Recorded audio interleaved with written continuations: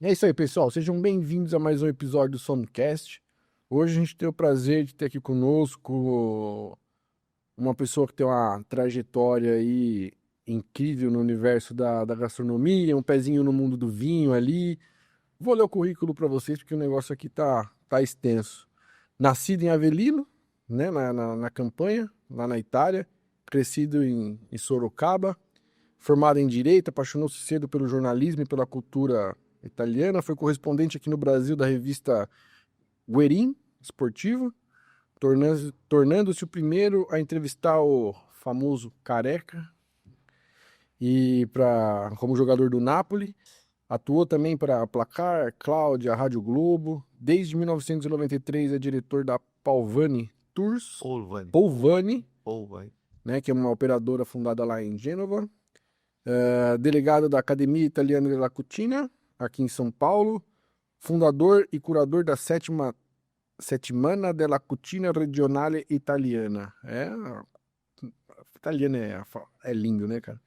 Coautor também do Guia Itália para Comer e Beber Bem. E recebeu recentemente também as honrarias de Cavaliere, em 2016, e Ufficiale, em 2023, pela República Italiana. Gerardo Landulf. Gerardo, obrigado pela presença aqui no Somcast, cara. Salute. Salute. Obrigado pelo convite. Grazie mille. Antes da gente iniciar, só agradecer nossos apoiadores. Triguiúva, Curadoria de Vinhos Nacionais aí, que abre as portas para a gente poder trazer umas obras-primas como essa aqui. Um italiano da parte central da Itália lá, então a gente vai falar um pouquinho mais à frente sobre o vinho. Então, Somcast 10%, acessa lá triguiúva.com. Fortalece aí nossos parceiros. Agradecer também em Câneva com essa charcutaria incrível. O Gão sempre mandando muito bem aí. Então, o QR Code está na tela. Acessa lá em Câneva. E agradecer também o Queijólatra, o Elvio, que mandou pra gente esses queijos aqui incríveis que a gente vai degustar já já. QR Code está na tela. Somcast 10 também, 10% de desconto no Queijólatra. Fortalece aí nossos parceiros. Gerardo, a gente inicia o podcast aqui sempre perguntando qual que é a tua primeira memória com o vinho, cara. Apesar de você ter nascido na Itália, acho que você veio muito cedo pra cá, né? Sim, mas a memória com vinho é desde pequeno. Desde pequeno, né? Eu lembro, tenho uma lembrança afetiva, né? Quando eu comecei a ter consciência, porque eu cheguei ao Brasil, tinha 2 anos, não lembrava de nada, né? Da minha terra natal, porque nessa idade você não tem a memória. E eu me lembro de quando eu tinha já uns 4, 5 anos, que chegava da Itália um pacote com produtos que a minha avó mandava da Itália. Que legal. Naquela época eu pegava no correio, não tinha problema de alfândega, nada. Ela mandava os produtos típicos da minha. Eu nasci em Avellino, que é o lugar onde tinha um hospital há 67 anos atrás, equipado para prematuros, porém eu sou de Salerno, que é mais abaixo da Costa Amalfitana, é a região da Costa Amalfitana, só que mais ao sul, uma região chamada Cilento, a micro-região Cilento. E lá os produtos mais típicos dessa região são queijo pecorino, figue secco, figo seco, sopressata, que é um tipo de salame, e azeite de oliva. Então você imagina que o pequeno já fui mal acostumado, porque chegavam esses produtos lá, eu lembro do perfume O cheiro, né? Nossa, quando eu abri esse pacote e tal. Aí, e o azeite, que a minha mãe falava, isso aqui é azeite, porque eles produziam azeite na Itália. Não era o azeite que a gente tinha aqui. Naquela época, estou falando dos anos 60. A gente veio ter azeite bom há muito pouco tempo aqui, né? Mas lá era o que tinha aqui é aquele misto, né? Sabe, o soja com... Nem lá nem cá. A minha mãe falava, isso aqui não é azeite. Então, e só pela cor você vê a diferença. Então, essa já tinha esse contato. E o vinho? O vinho era simples. Um pouquinho de vinho na água. Nas refeições eu já fui acostumado com esse processo, né? Ou seja, podia colocar um pouco de vinho na água, porque na Itália vinho é alimento. Vinho não é considerado claro, tem álcool, mas... Mas diluído ali... Nada, mas já era o início, digamos assim. Vou tomar um pouquinho de... Experimenta aí. E outra coisa curiosa, que a gente foi morar em Sorocaba, e ali tinha uma região produtora de vinhos, que agora está melhorando, mas na época realmente faziam uns vinhos licorosos, uns vinhos que não eram adequados para refeição, concorda? E meu pai falava, ó, esse vinho, tudo bem, tem vinho aqui, mas não é o vinho para a gente fazer uma refeição. Então ele mandava vir do interior, do Rio Grande do Sul, de uma empresa que acho que nem existe mais, chamava, eu lembro porque veio o garrafão, Bosetti, Vinhos Bosetti. Que tinha um amigo, alguém que ele mandava, todo mês chegava esse garrafão de vinho para a gente consumir lá. Então o vinho está na minha vida desde da minha infância. Muito bom. Então conta um pouquinho pra gente toda essa trajetória aí de início, muito ligada ao mundo esportivo. Então, começou, na verdade, olha o que aconteceu, né? Eu, como vim pequeno, eu sonhava voltar para o país, para a Itália. E eu, obviamente, outros tempos, né? Não é que viajar assim para o exterior era tão fácil. Nossa, E eu tinha que trabalhar, eu comecei a trabalhar cedo, já com 14 anos. Então, mas eu falei, mas um dia eu vou para a Itália. Eu consegui isso aos 20 anos. Aos 20, não, 21 anos. Quando eu me formei e ganhei uma bolsa de estudos para ir para a Itália. E fui estudar em Parma. Mas olha como é que é a coincidência, né? Antes disso, quando eu ia, buscava notícias, tudo, eu só escutava música italiana, né? Eu ia comprar todas as revistas e livros que chegavam numa livraria aqui em São Paulo, na Galeria 7 de Abril, chamada Leonardo da Vinci. Galeria das Artes, na 7 de Abril, a livraria chamada Leonardo da Vinci, você encontrava as revistas italianas de tudo, até desde do Topolino, que é o Mickey, até revistas quatro rodas, todas que depois até chegaram aqui no Brasil, né? E eu comprava tudo e comprei a revista Guerin Esportivo. Imagina eu eu tinha 18 anos quando eu comprei essa revista e vi uma coisa, faltavam resultados do Brasil. No final da revista tinha os resultados dos campeonatos no exterior. E não tinha do Brasil, tinha do Chile e da Argentina. Eu escrevi uma carta para o diretor Ítalo Cucci, que até hoje é vivo. Eu achei que podia ter jogado a minha cartinha fora, mas eu escrevi a carta para dizer, olha, eu vou mandar os resultados do Brasil em troca da assinatura. Só quero a assinatura da revista. Porque a revista custava caro, né? Eu lembro sim. que a assinatura era $100. Eu ganhava acho que $100 por mês. Uma coisa... Olha, não posso ser assinante dessa revista. E ele falou, não, não, tudo bem, pode mandar os resultados, eu mando a revista para você. E começou a mandar a revista. Isso foi em 79. Passaram-se alguns meses ali, ele falou, olha, estourou o escândalo da loteria esportiva na Itália, que até envolveu o Paulo Rossi, né? Paulo Rossi, que depois foi liberado e jogou a Copa de 82, ele participou não foi comprovadamente, mas ele foi punido por estar numa situação ali de apostas clandestinas. Você vê, né, galera? Isso não é privilégio do nosso tempo moderno. Isso está enraizado, né? Sem dúvida. Onde tem aposta, pode ter certeza que tem alguma coisa complicada. E aí o diretor falou, escreve um artigo aí, umas 50 linhas, falando como funciona a loteria esportiva no Brasil.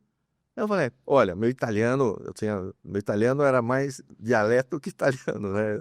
Eu falei, olha, eu não escrevo perfeitamente italiano. Ele falou, não se preocupe que a gente tem revisor até para os italianos, então pode mandar, até para quem escreve aqui.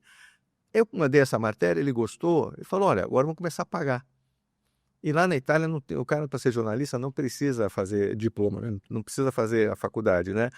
Você tem que ter 50 matérias publicadas e vira jornalista. Eu me tornei jornalista facilmente, rapidamente, né? Mandando as notícias do Brasil. E aí, quando eu fui morar na Itália, eu escolhi Parma, porque Parma é ao lado de Bolonha, é onde fica a sede da revista.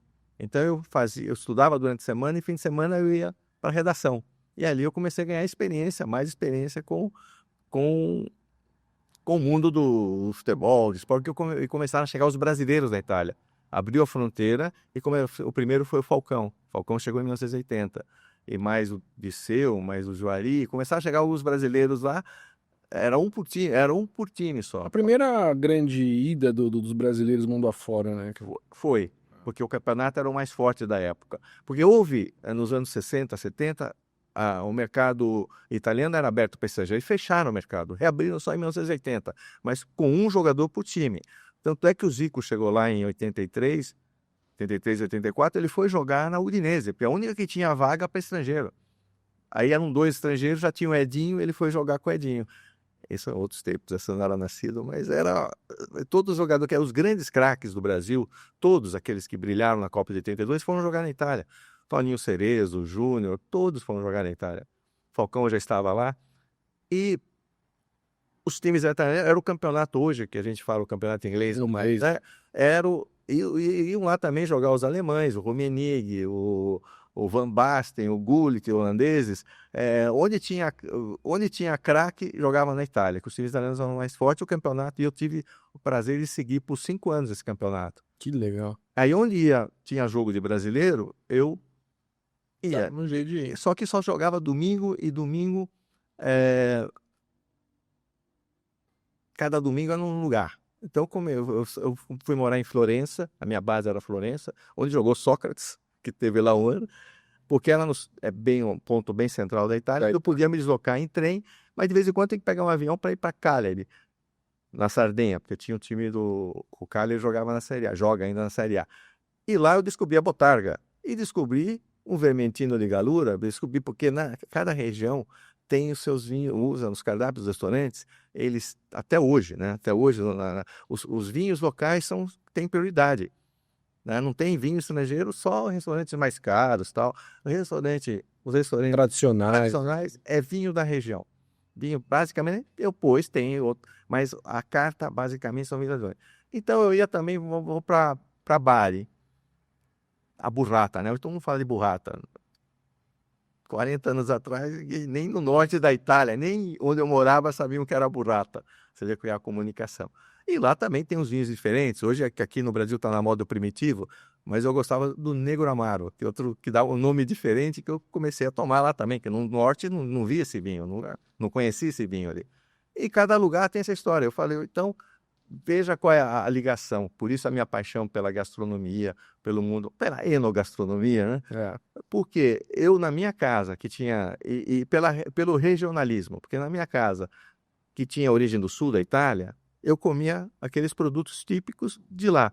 Quando eu fui morar em Parma, no bandejão da universidade, imagina, lá onde a gente tinha parmegiano reggiano de verdade. Tinha o parmesão de verdade, que aqui você sonhava naquela época, né? Era um negócio, não era, nem sabia o que era. E o presunto cru, porque não é no bandejão da universidade, não é que seja mas era muito bom. E a diferença qual era?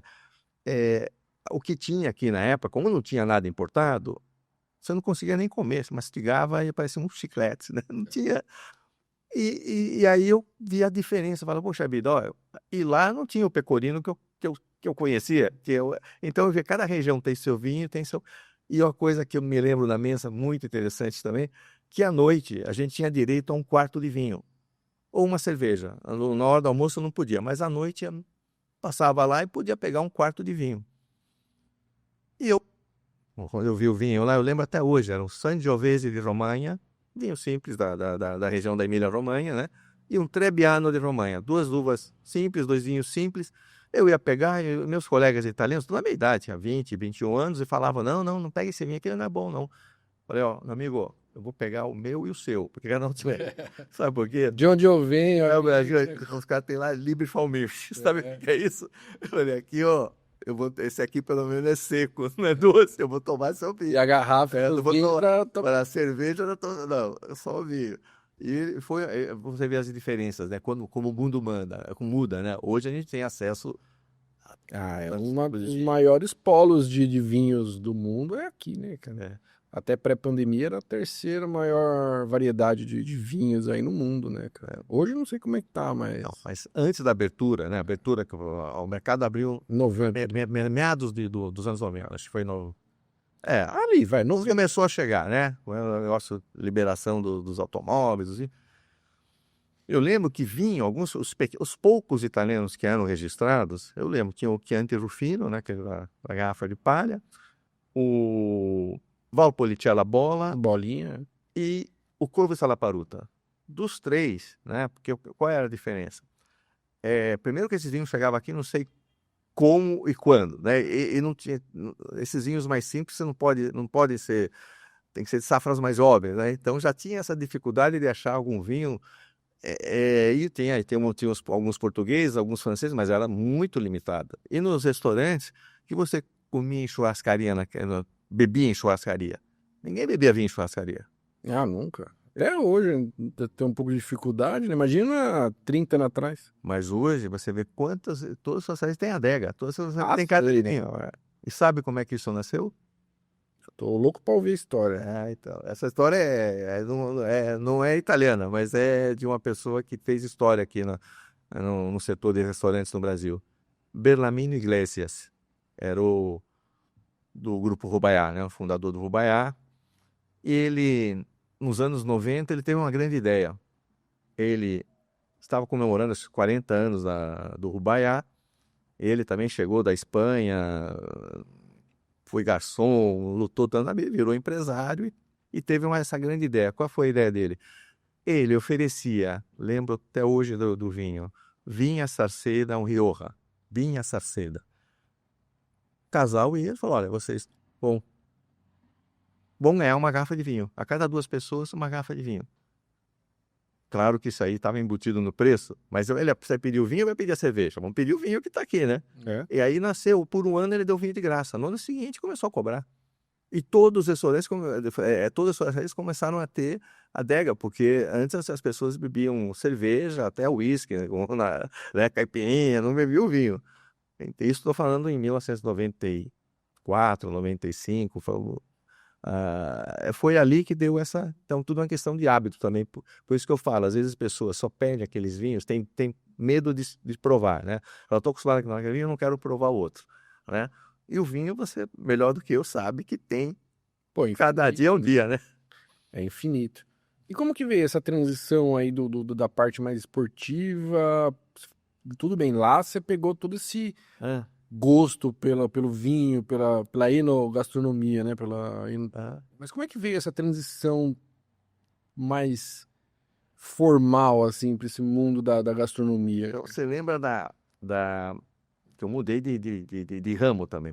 Porque eu deixei jornalismo. Então, você lembra que eu falei que eu mandei uma cartinha, essa cartinha... As coincidências acontecem na vida, né? Então, quando eu voltei para o Brasil, depois de morar 5 anos na Itália, como correspondente da revista italiana, não tinha esse negócio de mandar por WhatsApp foto, mandar arquivo por computador. Não existia. Você tinha que mandar o diapositivo, o rolinho do filme. Eu tinha que ir no aeroporto para entregar esse rolinho para alguém levar para a Itália.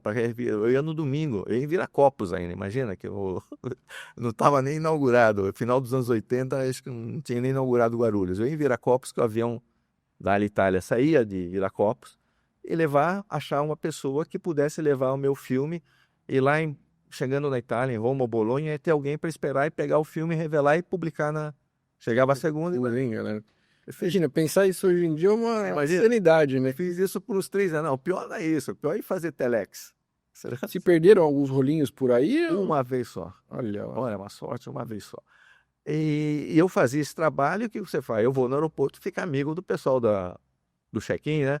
Eles começaram, já me chamavam um dia antes e falaram, vai ter um cara que vai para Bolonha, porque para mim a preferência é que fosse para Bolonha. Tem que chegar em Bolonha que ia ter lá o funcionário do Guiné Esportivo para pegar o filme. E aí, imagina, nasce essa amizade. Eu tô falando isso em 87, 88. Eu tava chegando no mundo. Você vê? Em 88 foi que eu dei a virada. O que aconteceu? Eu estava no jornalismo, já, claro, o negócio de comer, beber, fazia parte já da minha vida. Dia a dia ali, né? Eu tinha que fazer... Fiquei 5 anos na Itália, mas de voltar da Itália também, qual foi né? Choque, né? Né? Não ia beber vinho como eu bebia lá antes. E aí, o que aconteceu? Eu fui convidado a trabalhar na Alitalia. Imagina? Porque a Alitalia, em 1990, seria e foi a transportadora oficial da Copa do Mundo 90, que foi na Itália. Você imagina? Então, eu trabalhei lá por 5 anos, mas de 88 até 90 eu fazia as duas coisas. Até 94, aliás, foi um pouquinho antes, foi um pouquinho depois. Porque eu tinha que trabalhar, mas o meu trabalho na Alitalia era simples, eu tinha que divulgar a Copa do Mundo. Aí eu falei, poxa, mas tem outras coisas para eu fazer. E comecei a visitar a agência de viagem, a estudar mais as regiões italianas. e acabei virando gerente comercial, depois da Copa. E aí eu fiquei naquela dúvida, agora que a função é mais complicada, eu não posso ter as duas funções. Mesmo assim, eu continuei até que em 93 eu fui convidado para trabalhar na Polvani, que é a empresa que eu trabalho até hoje, porque eu conheci também as coincidências. Esse senhor me chama para mostrar um novo escritório que na época ia ser inaugurado na Avenida Europa, quando a Avenida Europa não tinha nada, só tinha casa. Ele comprou lá uma casa e falou, aqui vai ser o nosso escritório novo. Depois que começaram a ter os showrooms e carros lá, mas quando liberou ali para ser zona mista, né, zona comercial e residencial, ele mostrou ele olhou para mim e falou, o senhor não conhece ninguém, pode indicar ninguém, para o nosso gerente está saindo, está com um diretor para dirigir aqui a nossa... Eu falei, não, mas o senhor é da Alitalia. Alitalia, na época, Né? eu falei, na Alitalia eu sou 1 em 23 mil, na época tinha 23 mil funcionários. Aqui eu tô falando com o dono, vou trabalhar com o senhor. E ele me contratou. Eu comecei lá em janeiro de 93, janeiro de 93, comecei. 32 anos. Comecei, tô até lá, e é uma família, eles tem a sede era em Gênova, porque nos primeiros tempos, a empresa foi fundada em 49. Nos primeiros tempos, as pessoas viajavam em navio, o navio chegava em Gênova. Polvani é a família de origem toscana. E o que aconteceu quando entrei no mundo do turismo? Comecei a viajar mais ainda, aí eu comecei a ver tantas regiões e ver mais diferença daquela que eu já via na época do jornalismo esportivo. Aí eu tinha que visitar hotel, visitar... E aí eu falei, olha, esse aqui acho que é a minha praia. Não deixei de trabalhar eu fui obrigado a deixar de trabalhar no jornalismo esportivo, né? Em 94, a Copa do Mundo 94 foi minha última matéria. Foi lá que eu fiz umas fichinhas de jogadores e falei que o Ronaldo era um fenômeno. Foi ali que saiu, que ele tinha 17 anos, foi convocado pela seleção na época. E foi a minha última matéria. Saiu essa matéria, eu falei, agora eu não posso mais, porque eu assumi um cargo aqui. Aliás, foi assumir um cargo no qual eu tenho que... A parte comercial ali, né? Não posso ficar aqui só fazendo matéria, procurando. Aí a partir de 94, me dediquei somente ao setor de turismo. E o setor de turismo, qual é um dos aspectos mais importantes que cresceu tanto, inclusive aqui no Brasil? Turismo enogastronômico. Então, além das coisas normais que a gente fazia, eu comecei a levar pessoas para regiões menos conhecidas da Itália. Tá? Pode ser que eu fui um dos primeiros a levar o pessoal no Piemonte a conhecer o tartufo. Tartufo bianco. Isso há muitos anos atrás, porque tem a gente até que fala, mas isso aqui tem cheiro de gás. E não era muito... O tartufo é uma coisa que, a princípio, quando você não está acostumado, ele choca, né? É uma coisa muito diferente, né? Mas depois que toma gosto... E hoje está na moda, né? Hoje todo mundo faz tartufo. Isso então... E o que é... E por que nasce essa paixão por esse mundo? Porque eu vejo, né, que há tanta coisa que eu aprendo todo dia. Eu digo, aprendo todo dia. Agora eu viajei de novo para a Itália, já vi que tem... Então, principalmente agora entre os vinhos, estão recuperando algumas cepas antigas. Sim. Né? Então, sempre tem história, sempre tem... E isso que não é monótono, né? Você sabe, não é monótono. No mundo do vinho, essa palavra passa longe, né? Então. E aí eu me dediquei muito a isso, né? A parte da promoção da cultura italiana, porque eu fui convidado a fazer parte da Academia Italiana da Cucina. Isso em 2000.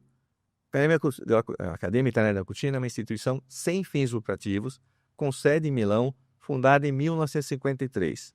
E olha a história da fundação dela. Quem fundou foi um jornalista chamado Orio Vergani, que ele fundou em 53, quer dizer, logo depois do fim da Segunda Guerra Mundial, alguns anos depois, porque nos anos anteriores, como o país estava precisando se recuperar, né, tudo destruído, havia uma promoção grande de eventos esportivos, principalmente ciclismo.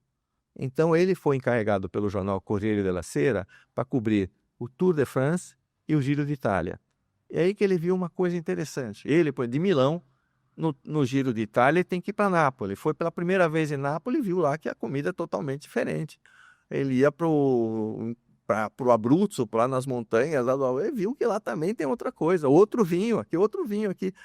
Aí ele e falou, mas Mais ou menos como a tua história, né? então, veja, olha a coincidência. Mas olha o que ele pensou, ele falou, mas como é que os franceses têm essa moral toda? Se eu vou lá para a França, mais ou menos como sempre é a mesma coisa, né? Sabe, não tem a variedade que tem, até mesmo nos vinhos, não tem a... Pô, Itália que tem mais de 500 tipos de uva, né? Na Itália é um negócio impressionante, a variedade é muito grande. As autóctones, né? É muito grande a variedade. Então, aí ele fala, como é que os franceses... Porque os franceses souberam se promover. E aí ele criou, junto com outros empresários, um pessoal lá que queria fazer esse trabalho. Em Milão, em 53, ele criou a Academia Italiana della Cucina, não a Academia della Cucina Italiana. Qual é a diferença? Porque na Itália não tem uma cozinha só, são no mínimo 20, uma de cada região. E você imagina quando eu sou... eu entrei em 2010, 2000, e em 2010 eu fui nomeado delegado, quer dizer, o representante da delegação de São Paulo. Escrevo para o presidente daquela época, chamava Ballarini. Escrevo para o seu Ballarini para contar a história de Parma. Olha como eu volto às histórias, mas tem ligação. Eu falo, como eu aprendia, contei a história do vinho, que eu fui tomar um vinho lá que as pessoas lá, e na mesa já tinha produtos que eu achava de qualidade muito boa, comparado com o que eu conhecia, né? E aí ele falou assim, eu era professor da Universidade de Parma e eu cuidava da mensa, do bandejão. Que legal. Ele vai dizer, aí o cara virou, eu fiquei, né? Eu nem sabia, não foi uma coisa, era verdade, né? Ele foi você vê, são coisas que... E quando eu voltei para o Brasil, viajava sempre para a Itália, eu viajo pelo menos, atualmente, não pelo menos 2 vezes, mas anteriormente, pelo menos uma vez por ano, eu ia para a Itália. E sempre explorando regiões diferentes, vendo coisas que... tentando descobrir alguma coisa, porque eu falei, tem alguma coisa, como as atrações turísticas, a Itália, onde você vai, cada 20 quilômetros tem um negócio diferente. Você pode voltar em Roma, vai achar uma coisa, pode 20 vezes lá, vai ter sempre uma coisa que você não viu, porque tem muito... Roma é um negócio meio fora da caixa, né? De tanta variedade, parte de cultura. Acho que das grandes capitais assim do mundo é a que mais tem, né, essa coisa pô, Coliseu. Você tem esses grandes monumentos históricos assim, acho que é a que mais tem em quantias assim, né? Eu sou suspeito de falar que eu só vou defender a Itália, claro, mas isso é matemática. Na Itália, estão concentrados 2/3 do patrimônio artístico e histórico mundial. Não patrimônio Unesco. Nós também somos primeiro em patrimônio Unesco. Mas o patrimônio Unesco, normalmente, ele considera, por exemplo, Centro Histórico de Florença. Quanta coisa tem dentro do Centro Histórico de Florença? Então, aí sim, você pega e se juntar dentro de Florença, é um museu a céu aberto, você acha 500, tem pelo menos 500 coisas que você tem que visitar, tem que conhecer. Não, é impossível, cara. É impossível você visitar tudo ali, né? Florença foi o berço da cultura, né? Por muitos anos. Renascimento. Importante. Eu lembro de ter visitado lá, acho que foi o museu do... Cara, pra mim aquilo foi magnífico. Galeria dele Uffizi. Não, foi do Galileu. É lá em Florença que fica, não é? O Galileu Galilei? Acho que em Pisa. Tem Pisa, tá? Tem museu que não falta. Cara, que eram negócios como os caras mapeavam, aquelas máquinas que ele inventava pra mapear, sei lá, pro cara navegar. Cara, umas máquinas que você olha pra aquilo e fala, velho, como é que os caras construíram isso, né? Leonardo da Vinci. Se você pegar o que o Leonardo da Vinci fez, ele fez em todos os setores. Ele fez tudo que você pode imaginar. Ele não é só... É conhecido pelo Mona Lisa. O de Da Vinci tem. O Museu da Vinci tem um monte de lugar lá. Mas pode ser que você tenha visto alguma exposição, porque tem as maquetes que ele fazia, né? Hoje, eu acho que era Galileu mesmo. As maquetes do Leonardo da Vinci estão no museu em Milão. Em Milão tem um museu onde tem boa parte desse material do Leonardo da Vinci. Mas vamos ficar falando horas aqui. Nossa, entendeu? Mas, então, vamos chegar na Semana da Cozinha, né? Semana da Cucina Regional Italiana, que o evento nasceu em 2012. Então, eu fui eleito delegado em 2010 e a minha função aumentou. Tem que fazer alguma coisa para promover mais, porque o nosso objetivo é tutelar as tradições gastronômicas italianas. Tá? Esse é o objetivo principal da academia. E a regionalidade, ou seja, as regiões. Então, outra coincidência, em 2012 eu sou chamado pelo Juscelino Pereira, meu amigo Juscelino, que ele já conhecia, a gente já fazia alguns eventos juntos. Escrevemos um livro juntos, falando Itália para comer e beber bem. E um parênteses aqui, só aproveitando, o episódio do Juscelino já foi gravado, mas vai entrar um pouquinho depois desse aqui. Então se preparem aí também. E que é outro grande personagem, né? Esse tem mais história do que eu. E é uma história, uma trajetória muito bonita, né? Muito legal as incríveis coincidências da vida, né? Que seria da vida sem essas coincidências, né? A dele é repleta, né, cara? Não, ele para mim, eu me arrepio quando a gente fala as coisas que aconteceu, como é que nasceu o nosso guia. A gente trocava. Maravilhoso. Então, a gente trocava algumas informações que por eu conhecer bem a Itália e tal, e ele também viaja, mas ele viajava mais para o norte da Itália. Eu conhecia, então a gente falava, já você tem umas indicações de restaurante em tal lugar, tal, eu mandava no Word, né? Olha, tem esse daqui, onde vai? Vai para cá, tal. Aí chegou em 2000, a nossa primeira edição foi 2010 mesmo. Chegou, ele falou, olha, tem um amigo meu que tá indo para Itália, tá indo para esses lugares. Você faz uma listinha? Aí, fiz a listinha, dei para isso foi em julho, agosto. Chega em setembro, ele me liga, já precisamos fazer um guia. Um guia? Eu falei, não, porque a pessoa foi lá, adorou, disse que era o diretor da Mastercard. E a Mastercard patrocinou o primeiro guia. Ele falou, e fizemos uma toque de caixa. Foi feito para entregar no final do ano, com presente, com uma garrafa de vinho. Pois a Itália para comer e beber bem. E a primeira edição, a gente fez a edição normal, aquela que vendeu nas livrarias, e uma edição com a capa black, né? Do patrocinador, e com vinho, que alguns clientes ganharam esse presente no final do ano. Mais uma coincidência, né? Mais uma coincidência, né? E a segunda coincidência com o Juscelino foi quando a gente fez a Semana da Cucina Italiana. Por quê? Ele foi chamado para fazer digamos, era um evento chamado Settimana della Lingua Italiana nel Mondo.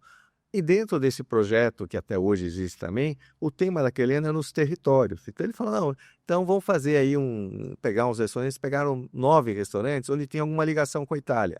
O Piselli tinha ligação com o Piemonte, aí tinha o Pettirosso do Marco Resetti com Lazio.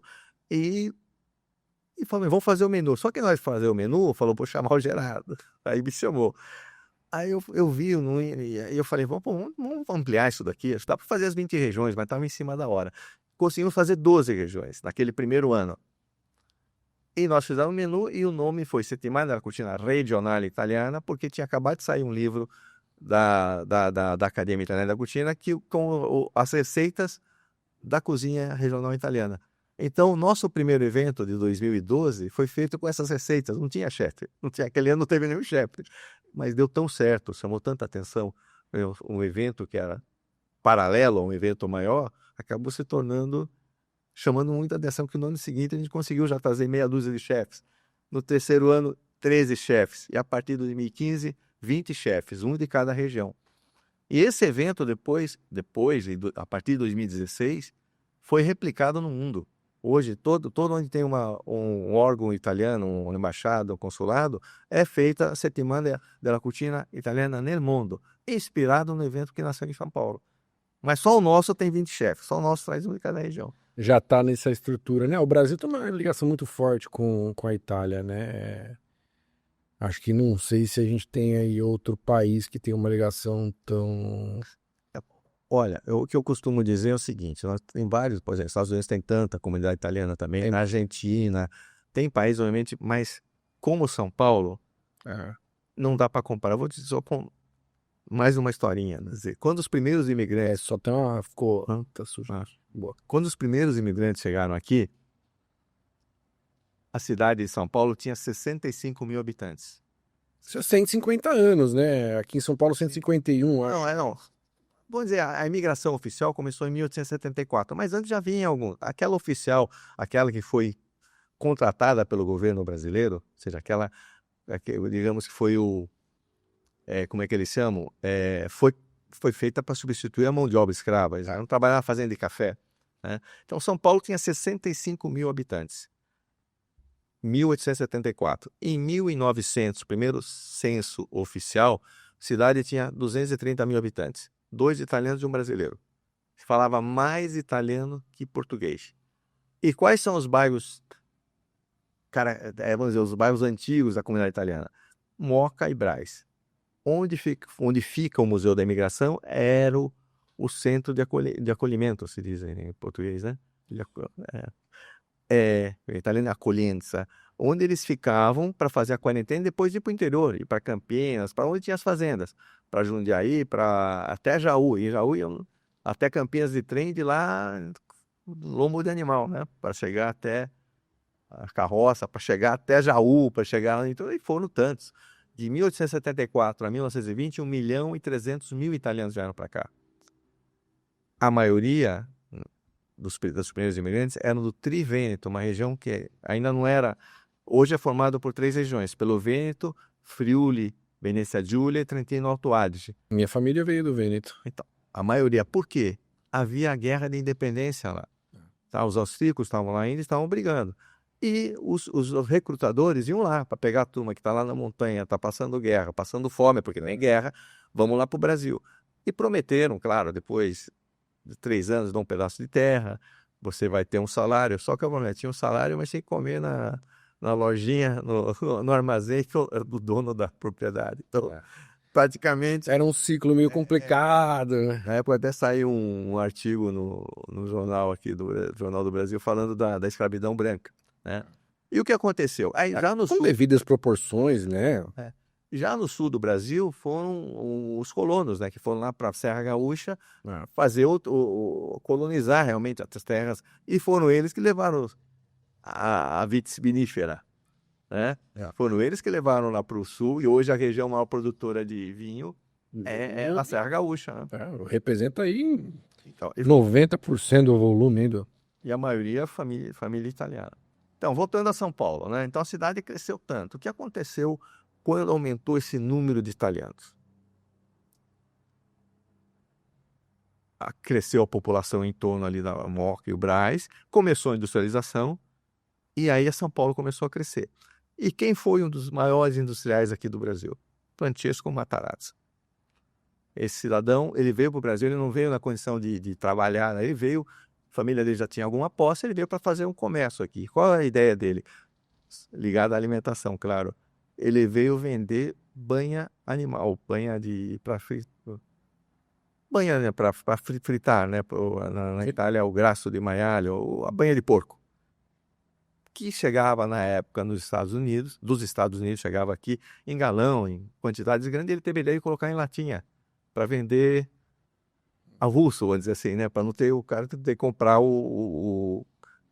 e abriu esse armazém em Sorocaba, aqui no interior de São Paulo, onde a minha família foi morar, porque tinha um monte de gente que ele chamou de lá para trabalhar com ele também.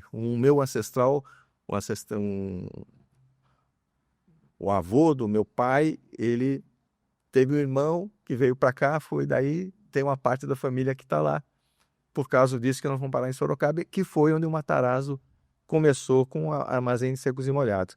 Fez tanto sucesso com isso, mas o que deu o pulo do gato foi em 1900. Por quê? A população cresceu tanto, e o que acontece com os italianos? Começaram a comer mais pão e mais massa, e não tinha farinha. Ele fez o Moinho Matarazzo, fundado em 1900 lá na Moca. Você vê a ligação que... E daí depois ele começou a fazer tudo, até as latinhas de alumínio, fez tudo, virou o maior industrial da América do Sul, com certeza. E na Primeira Guerra Mundial ele ajudou o exército italiano, mandando farinha lá para os italianos, e ganhou o título de Conde Francisco Matarazzo. Ele não comprou, não, ele ganhou porque ele ajudou o governo italiano. Você vê quanta história atrás da nossa presença aqui. Por isso que você vai em São Paulo, quantas coisas estão nessa em conta? Quantos dizem que dos 12 milhões de habitantes de São Paulo, 5 milhões são de origem italiana? Acredito. Não, você falou, você é de origem venda, mas quantos outros você conhece? Então os hábitos alimentares, que eu falo, os hábitos alimentares dos brasileiros são muito ligados à Itália. Eu falo, é muito mais forte com a Itália do que com Portugal, que colonizou aqui. Muito mais, muito mais. Então, mas por quê? Porque a presença italiana em São Paulo é muito forte, como na Serra Gaúcha. Vai na Serra Gaúcha, 80% da população de origem italiana. Resta um pouquinho alemã ali e tal. Então, são tantas coisas, por isso que e outra coincidência da questão da alimentação também, né? Da alimentação é que no sul do Brasil foram os vênetos, foram do trivêneto, né? A maioria deles considera o vêneto, falam uma língua chamada italiano, que é uma mistura desses dialetos, e os pratos mais típicos de lá são do norte. Lá o molho de tomate não é coisa mais recente. Qual é os pratos mais, a massa mais tradicional lá do sul? Tortelli de zucca. Tortelli, no dialeto é tortei. É o ravioli de zucca. Então lá, aí chamaram ele de tortei de abóbora, né? Aí tem o polenta sempre. Polenta também é típica do norte. O galeto com a polenta. O galeto, na verdade, antes era passarinho, né? Eles matavam os passarinhos, aí agora tem que ser, não pode matar mais passarinho, mas é um prato que é também típico lá do Vêneto, na região do norte da Itália, que chama polenta e osei. Osei é de uccello, de passarinho, é o dialeto para falar que é o passarinho. E ficou esse prato hoje, falar prato típico lá da galeteria, porque virou galeteria. Lá é galeteria. E aqui é cantina. E sabe por que é cantina aqui? Não. Olha, mais uma curiosidade. Cantina na Itália é onde você vende vinho, onde você guarda as coisas debaixo da terra, tá? Ou quem faz o vinho. Não é o restaurante. Você pode ter um cantineta Antinori, porque era da família de produtores de vinho. Mas aqui a cantina nasceu porque era uma cantina mesmo. Capuano, fundado em 1907, na Bela Vista, durou até pouco, fechou uns 6 ou 7 anos. Esse Capuano, que era um calabrês, trazia da Itália já alguns barris de vinho e vendia, principalmente aos domingos, porque a maioria dos italianos estavam aqui, eram operários, domingo, dia de não trabalhavam, e iam comprar o vinho para usar na hora do almoço. Então eles levavam as garrafas para encher no barril. Certo ponto a fila aumentou, né? E ele queria vender o vinho, e a turma ia embora, porque não tinha o vinho, né? Que dava para ligar para a mulher naquela época e falar. Outra realidade. Aí ele pegou. E o cara ia embora, porque a mulher tá esperando com o almoço, se não chegar, tem que respeitar a hora sagrada do almoço domingo, né? Esse cara teve uma ideia, começou a servir uma linguicinha, aí começou a fazer uma massa, começou a falar, não, espera que eu vou, vai, e virou, e começou a ser uma tratoria. Na Itália seria tratoria, mas quando manteve o nome de cantina, na Itália seria tratoria ou osteria, mas ele manteve cantina porque ele começou com uma cantina. Só que, curiosamente, depois abriram outras cantinas, que não vendiam vinho, mas mantiveram o nome cantina porque achou que a comida, e até hoje, até metade dos... Agora, mais recentemente, nós temos tratoria, né? E osteria. Não abre, mas não abre um restaurante italiano falando que é cantina, porque a cantina ficou ligada à cozinha ítalo-brasileira, né? O estilo até todo, né? O salão cheio de cores, cheio de coisa pendurada, porque isso aí também remete a outra coisa, porque esses restaurantes eram restaurantes caseiros, no começo realmente era uma cozinha de imigrante, mas isso foi evoluindo, porque a cidade cresce, a cidade passou entre as duas guerras e aumentou, acho que era de 2 milhões, foram para 5 milhões de habitantes, uma coisa, gente do mundo inteiro. Então aquilo que era a cantina onde o italiano comia, começou a também atender outros públicos, né? E aí começaram a adaptar os pratos, né? Fazer um prato único, comer tudo no mesmo prato. Aqui na Itália, normalmente você come a massa e depois come a carne com verdura, com outro acompanhamento. Não faz...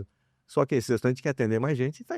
O prime segundo no Primo prato. segundo, E aí a cozinha italiana, ela tem um valor também afetivo, porque todo mundo fala, você lembra que você... a avó fazia, você ia fazer o molho, você tem aquele molho de tomate e tal. E aqui em São Paulo, a influência do Sul é forte, por isso você vê a pizza. A pizza. Lá na Serra Gaúcha, quando chegaram, ninguém fazia pizza lá, porque nem no norte da Itália também tinha pizza. Então, a diferença, o norte da Itália, que foi colonizar o sul do Brasil, trouxe os hábitos de lá. E aqui, São Paulo, os hábitos do sul, porque a maioria dos imigrantes aqui foram da Campania, da Puglia, Campania, Puglia e Calábria. A maioria. Se você vê as festas São duas Itálias, duas migrações totalmente diferentes, né? diferentes, e olha a curiosidade, as festas típicas aqui no Brasil, em São Paulo, né? Festa Madonna de Casallucci e Madonna e San Gennaro é da Campania. San Vito é da Puglia.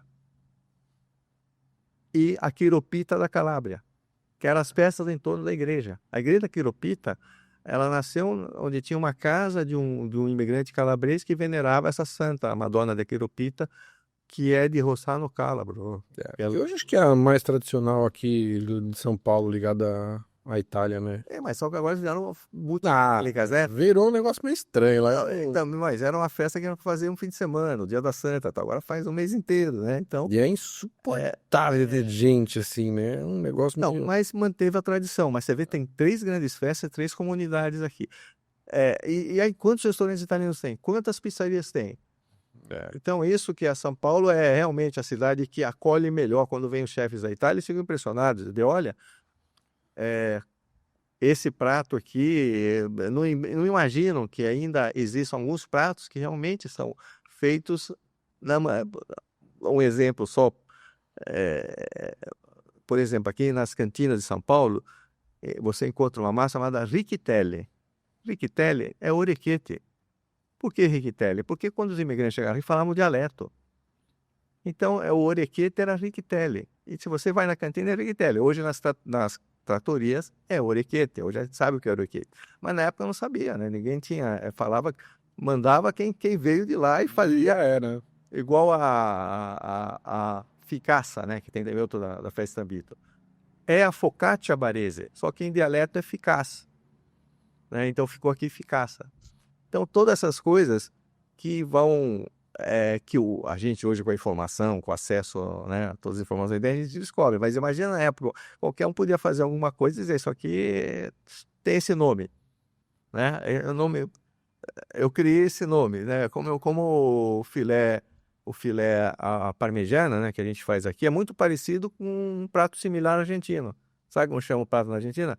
Milanese alla napolitana, que é a carne empanada, que tem lá, eles colocam também mussarela, eles colocam presunto, colocam molho em cima. Esse prato, a milanese, que você vai na Argentina, milanesas, eles fazem todos os tipos, né?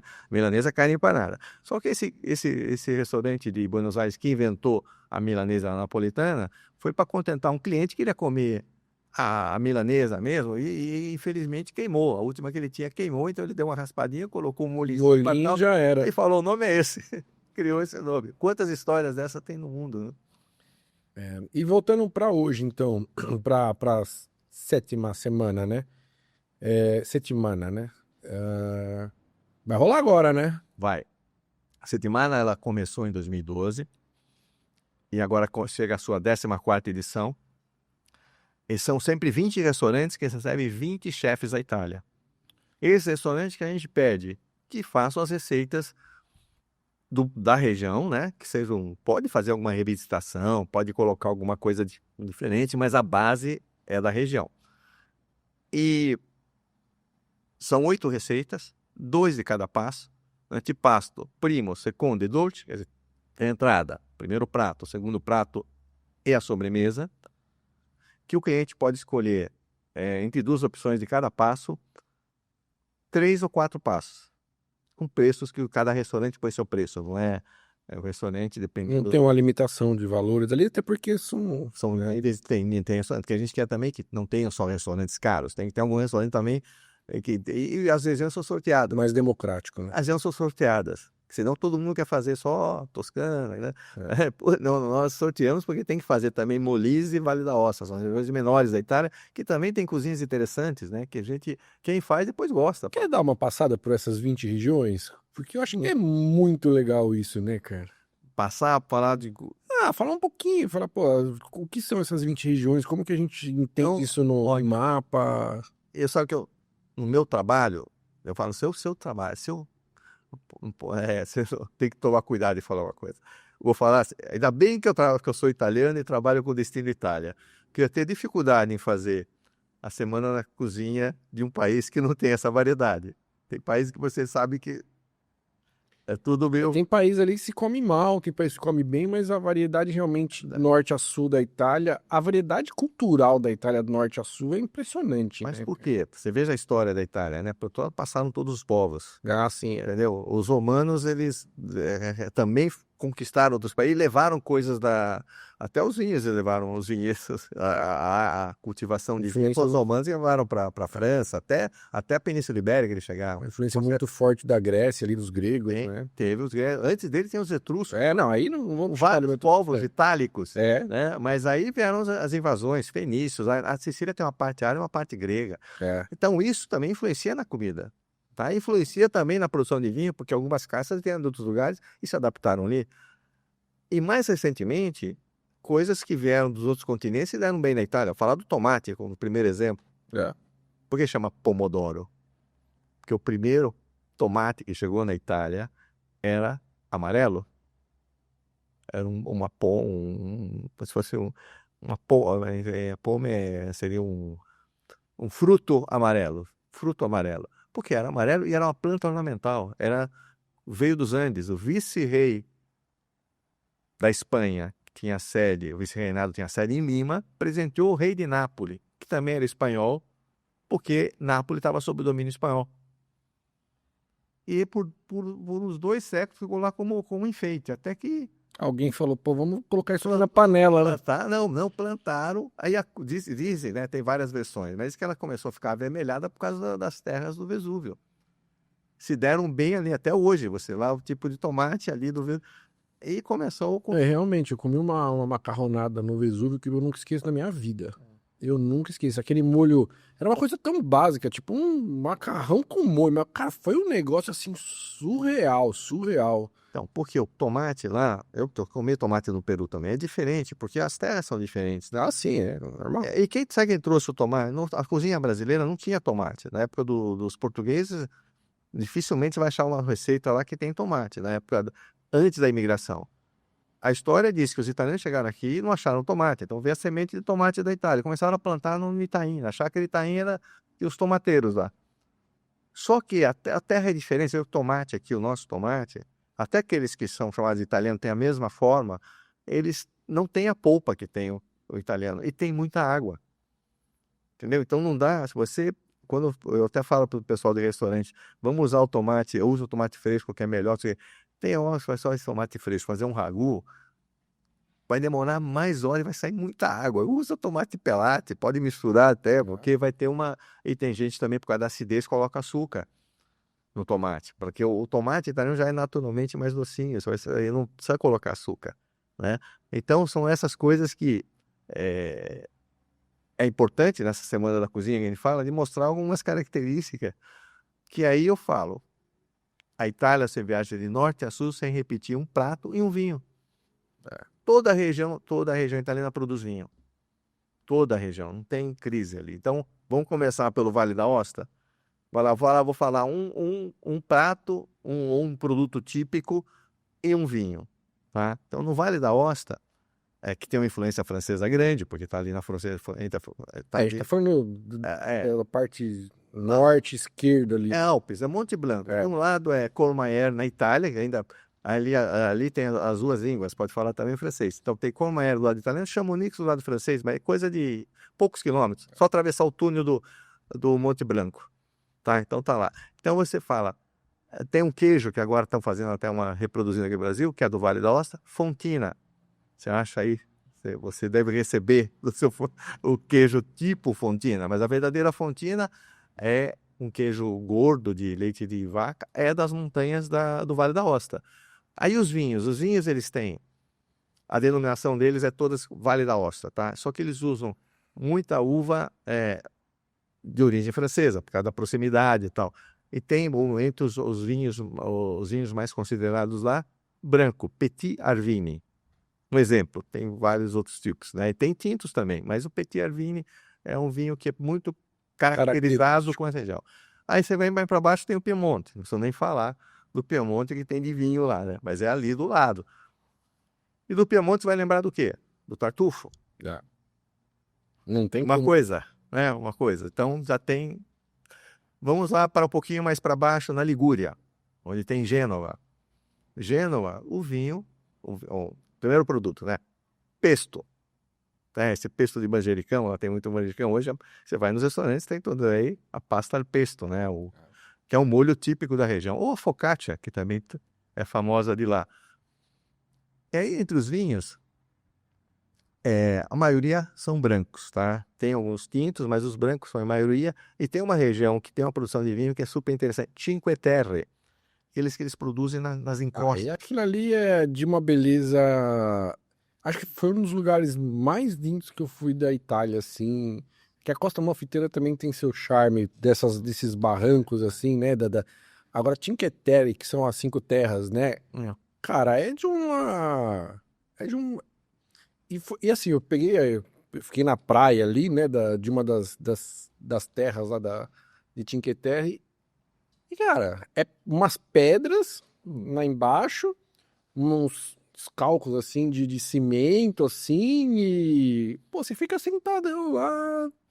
E não sei se você chegou a ver onde tem os vinhos, que ele tem uma espécie de. Onde passa Aquelas casinhas coloridas no barranco. É. Cara, aquilo é. Aonde produz o vinho, eles passam, tem os trilhos. Eles passam colheita com carrinho. Cara, eu não cheguei a. Veja isso Não daí. lembro, não lembro, Veja não como é que é a lembro. colheita do vinho na Cinque Terre. Porque é tudo como se fossem umas varandas, né? Sim, sim. Terraços, assim, em estratos, né? Que vai descendo. E o cara, para colher essas uvas, como é que ele faz? Ele vai como se fosse um tradorzinho no trilho. Vai sentadinho ali e vai embora pegando as uvas. Uma característica impressionante. E a denominação lá é Cinque Terre, porque são os vinhos produzidos. Nunca tomei um vinho de lá, você acredita? Cinque Terre. É difícil chegar aqui. Aqui está chegando alguma coisa. Tá chegando alguma coisa lá, mas é muito pouco. Porque a região também é pequena e não produz tanto, né? É, não. É. Aí vai para Ligúria, vamos para Lombardia, que está um pouquinho mais para lá. Capital Milão. Então, Lombardia, o que nós temos lá de pratos tantos, né? Estou falando agora da milanesa, mas tem ossobuco. Aí entre os produtos que você liga muito lá tem a bresaola. Bresaola, que é um embutido da região da Valtellina, que está lá em cima, na fronteira com a Suíça. E os vinhos? Vou dar um exemplo, tem vários também. Vou dar um exemplo só, que é um vinho espumante italiano de primeira qualidade, Franciacorta. Sim. Aqui pra mim é uma Ah. dos grandes, que tá muito próximo ali, né? E bate de frente com muitos champanhes, né? Então, é um Solo muito parecido, né? Calcário e tal. o processo é o mesmo, quer dizer, é um espumante. Às cegas, ele já vê ele para. Já tomei uns frente a corta assim de cair o queixo. Pelo amor de Deus. E tem outra região também, que é essa da Valtellina mesmo. Tem vinhos muito bons, que faz com a mesma uva Nebbiolo do Piemonte. São vinhos, tem um lá que chama Inferno, olha que nome. O vinho que tem realmente uma É potência. potência, né? Aí do lado, Trentino Alto Adige. Trentino Alto Adige também é região montanhosa. É demais. Hein? E lá no Trentino tem outro espumante famosíssimo. Eles fazem o Trento Doc. Trento É um Doc, espumante que tem um Ferrari. são, né, E é também método tradicional também, né? top. Hoje. E tem também Terolengo, tem vários tipos de uva também e muito, muito típicas da região, porque você vai chegar lá e vai tomar esses vinhos que você sabe são dali, né? E mais para cima, do lado também, mas já subindo para a direção da Eslovênia, o Friuli Venezia Giulia. Friuli Venezia Giulia. Que é uma região linda, né? Ali é um negócio impressionante. Então, não falei qual é o do Trentino Alto Adige, qual é o... Comida, né? Vamos fazer um outro embutido, vai. Speck. Speck. É aquele presunto cru levemente defumado. Defumadinho. O pessoal aqui da Uncânia vai mandar um Speck, é um dos que eu mais gosto, cara. É de lá, o original é de lá, é do Alto Adige, que é o sul de Tirol também, eles falam. Aí vamos lá pro Friuli. O Friuli também tem um embutido. E a gente tá no norte ali da Itália, né, galera? Também o Friuli também tem um embutido que é conhecido no Brasil, que é o prosciutto di San Daniele. Presunto de San Daniele, que às vezes você vai, é Parma, não. Parma é de Parma. San Daniele é de San Daniele, que é uma cidade perto de Udine, no Friuli. Tá? E ali os vinhos também são uma coisa maravilhosa. Tem um que trocou de nome recentemente por causa da União Europeia, que chamava-se Tokaj, mas não é o Tokaj húngaro. Era um Tokaj, era um vinho branco tal com a uva, porque ali também teve o Império Austro-Húngaro, o húngaro que teve por lá, virou Friulano. O que era Tokaj, agora chama Friulano. Porém, tem uma uva que eu adoro, que branca também, Ribolla Gialla. Sim. Essa uva, eu garanto para você que vai agradar muito o paladar dos brasileiros. Aí vamos pro Vêneto, tá ali do lado.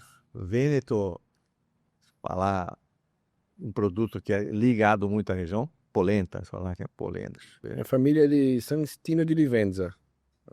É, Cidadezinha e pequenininha. qual é a cidade maior perto? Rovigo, Pádua? Não sei. Não sabe, procure. Você vai saber que tem um lugarzinho maior lá, porque as pessoas É uma comuna, né? é a Dentro comuna, do... só que faz parte de uma província. As províncias principais são Verona, acho que. Então, lá tem Verona, também está no Vêneto, Belluno, é uma das regiões com maior variedade de vinhos também. Qual é o vinho do Vêneto que chama mais atenção normalmente? É o Amarone, Província de Veneza mesmo. Veneza. Então tá mais da Veneza, tá mais próximo de Veneza. Então lá, no vinho do Vêneto, o Amarone é aquele que você é o mais típico. Ó, toma... Bem aqui, não. Ah, é pertinho, deixa eu ver aqui. Ah, tá perto do mar, tá vendo?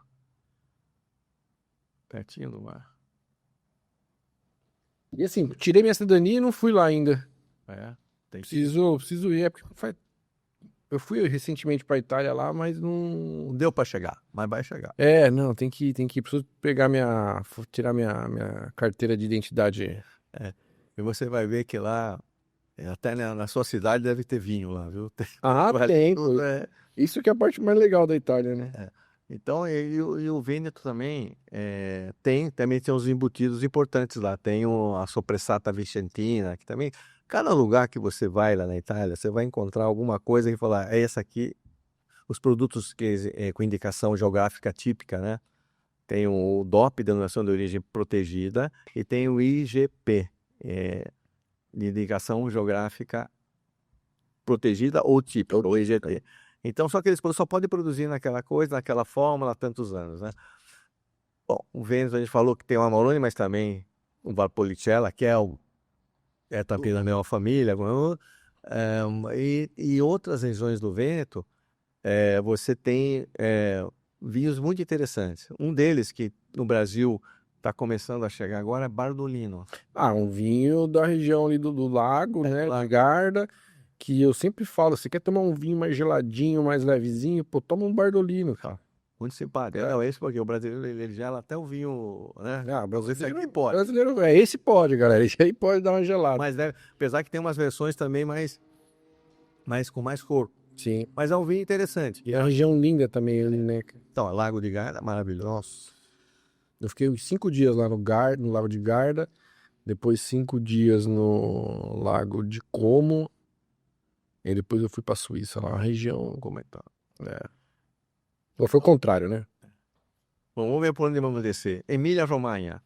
Emília-Romanha é covardia também, né? Vamos falar de uma coisa que eu acho que o brasileiro começou a comer vendo o produto que era muito popular de outra forma. Mortadela.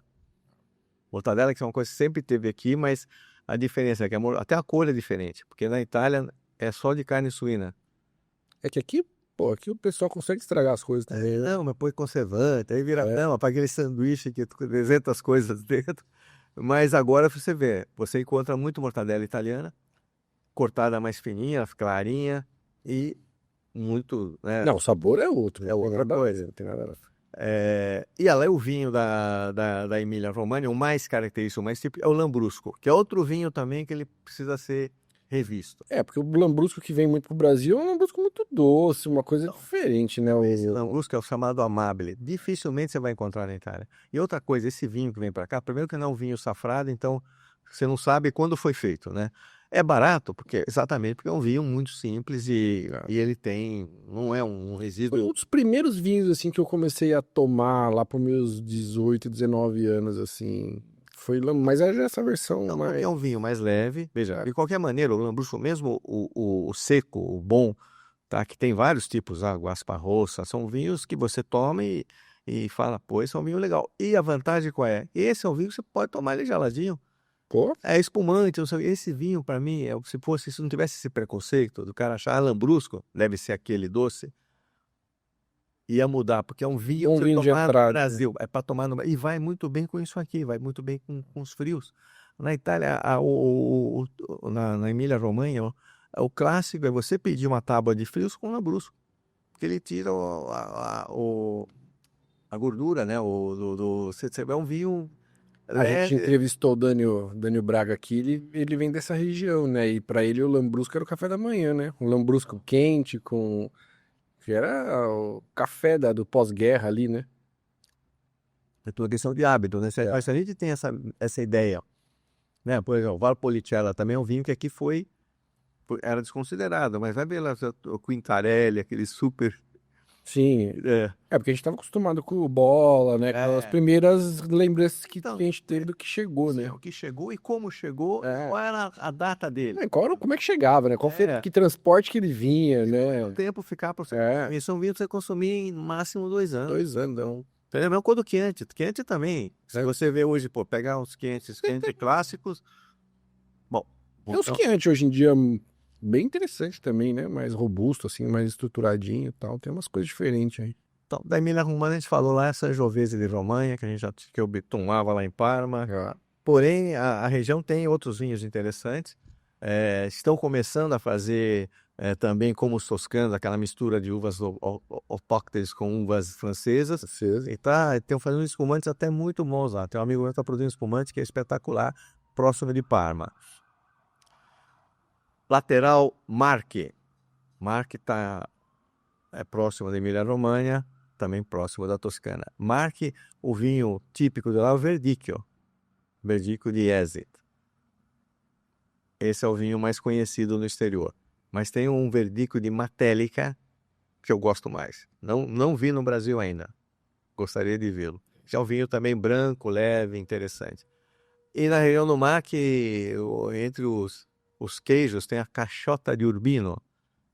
Urbino é uma cidade importante, histórica ali, que eles fazem esse queijo cachota, que é um redondinho, que é muito bom também. Esse que era o preferido do Michelangelo.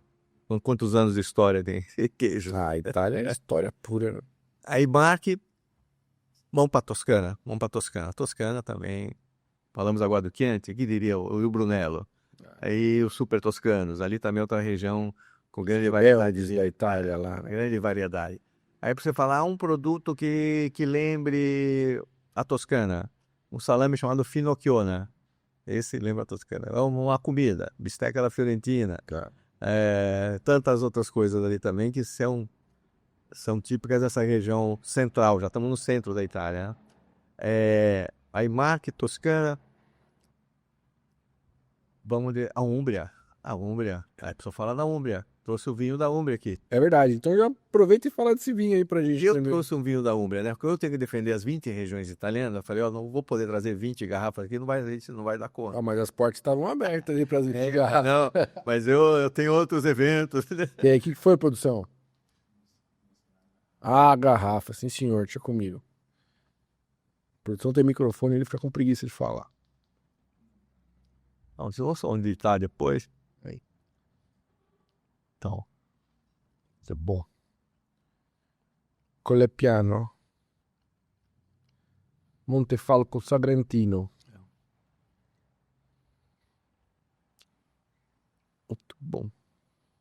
Então, por que eu escolhi esse vinho da Úmbria? Já está no centro da Itália, Nem lá nem cá. capado todo mundo. Esse vinho tem uma história muito bacana. Produtor muito conhecido também, Umberto Caprai. Aqui no Brasil, ultimamente, não tem chegado os vinhos dele. Não sei porquê, mas espero que Volte aí, né? Porque tem tanto vinho da Toscana e pouco da Úmbria. Porque fatalmente a questão comercial pesa, né? Falar o vinho da Úmbria ou o vinho da Toscana. Mas esse vinho aqui é um vinho que eu considero espetacular. Muito bom. Montefalco Sagrantino. Sagrantino é o nome da uva. Montefalco é o nome da cidade medieval que fica a uns 15 quilômetros de Perugia, que é a capital da região. Então esse Sagrantino, olha o nome, Sagrantino, vem de sagrado. Que era o vinho que até os anos 70 era um vinho basicamente doce. o vinho da sacristia, era o vinho do padre, mais adocicadinho e tal. A partir dos anos 70, um deles foi o Capraia, e começaram a usar essa uva para fazer vinho seco. E uma estrutura muito legal. E a cor? Cor, estrutura, é uma uva autóctone também, é uma uva da região. É autóctone, né? Isso. Eu misturo um pouco italiano, português. E, ó, esse é um vinho de 2020, ele acabou de sair praticamente porque eles têm 5 anos antes de ir para o mercado. Deve passar pelo menos 12 meses em barris. A gradação dele saiu 15,5. Porque você não sente o álcool, Beto. Esse é um vinho que eu acho que tem essa aí é outra coisa. Ele era DOC, né, denominação de origem controlada, foi em 78, se não me engano. Em 92 virou DOC G. Quer dizer, é um nível de vinho mais controlado e garantido. E a região produtora é essa de Montefalco. Não pode produzir Sagrantino, Montefalco Sagrantino fora dessa região, que é uma pequena região ali do centro da Úmbria. E a Úmbria é famosa também por produtos da terra. Então, uma coisa típica dela são as lenticchias, lenticchie de Castelluccio, que é uma região do interior da Itália, que tem uma coisa linda também, que na época que floresce, elas ficam coloridas, a serra fica, não sei se você vai ver essa foto, que eles fazem parece um arco-íris, que quando... De cabeça não é. A flor, mas ó, Castelluccio é uma outra cidade que na certa época do ano você vê tudo colorido lá, com as plantações que tem essa tonalidade diferente, e a maior parte com lentilhas, né? Bom, Úmbria. Fizemos o centro, Toscana. Eu não contei quantas vezes fizemos. Não posso esquecer. Não posso esquecer nenhuma. A gente revisa tudo aí depois. Não posso esquecer nenhuma.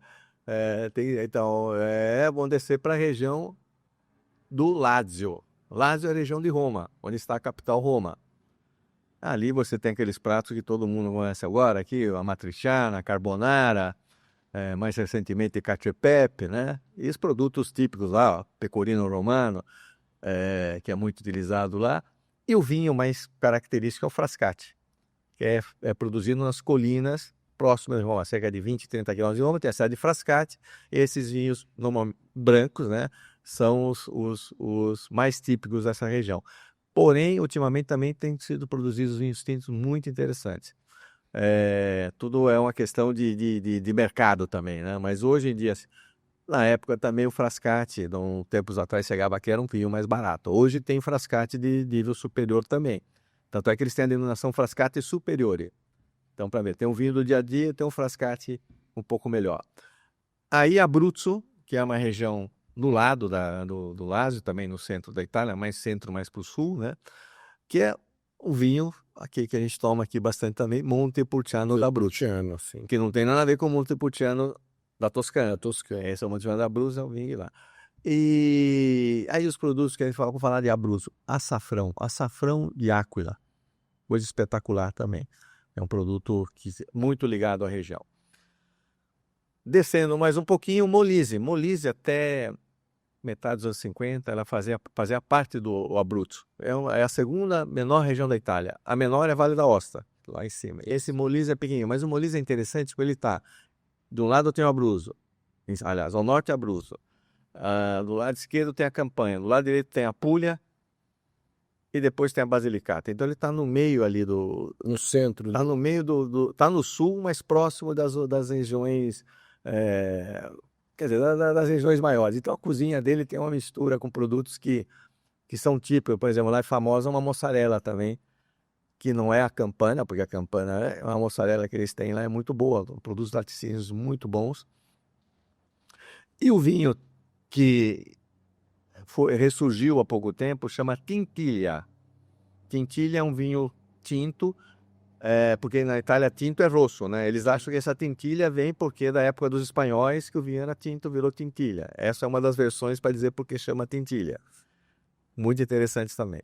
Então a Campania, região de Nápoles, está do lado ali do Molise e abaixo do Lácio, da região de Roma, é ali também uma região produtora de grandes vinhos. Principalmente a região ali de Avelino, assim, onde tem Fiano de Avelino, exemplo, Greco de Tufo, e tem o Taurasi, que é o vinho tinto que eles consideram lá o Barolo do Sul, tá? Sua potência. Todos estão concentrados nessa região, mas também tem produção, até na minha terra, no Tilento, tem lá uns bons vinhos. Esse Barolo do Sul, acho que eu tomei um da Fantini, É. que o Vincenzo traz pra cá, que é incrível. É um vinho muito estruturado, assim, muito bom mesmo, muito bom. Muito, muito bom. E ali a uva Aglianico, a uva Agliani. do Agliani. Bom, e a comida, vamos falar na campanha, eu falei da mozzarella, mas temos, né, eu falo, tem um provolone del Monaco, um provolone espetacular que tem lá, que é feito também nas proximidades de Sorrento, ali entre Nápoles e Sorrento.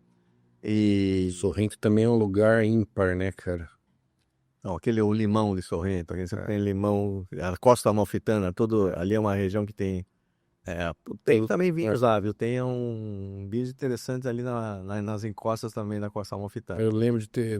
Acho que Sorrento foi um dos lugares mais lindos que eu me hospedei na vida, assim. Era tão simples, assim, mas era tipo. Parecia que tinha um. No meio da montanha tinha um racho, assim, né? Um corte. E a gente ficou bem numa pousadinha, assim, que você tinha que descer um monte de escada pra chegar na pousadinha lá. Lá é tudo E, assim. cara, o café da manhã, tudo orgânico. O cara plantava tudo. Tudo nas encostas desse barranco, assim. Foi um dos lugares mais gostosos, assim, que eu fiquei de simples, caseiro. Onde a gente tem também a obra do Niemeyer lá, Ravelo. em Ravelo. Que é a vista que tem de Ravelo, hein? Que é Belo e linda, linda, linda, linda, linda. É região ímpar, né, cara? Covardia ali. Bom, aí Calábria. Também tá ali, tudo próximo a Calábria. Quando a gente fala em Calábria, pensa na pimenta calabresa. Peperoncino, né? Que a gente. A comida lá tem sempre muita pimenta. E agora, ultimamente no Brasil, estão produzindo uma coisa típica lá que é anduia, que é uma espécie de salame picante cremoso. Que aqui também você vai ver que vai chegar para você aí, porque eu vi que estão já replicando essa receita da anduia. E os vinhos da Calábria, vamos dizer, o que é mais tem a maior produção é na zona de Tiró, que é perto de Crotone, ali do lado, no lado do Mar Adriático.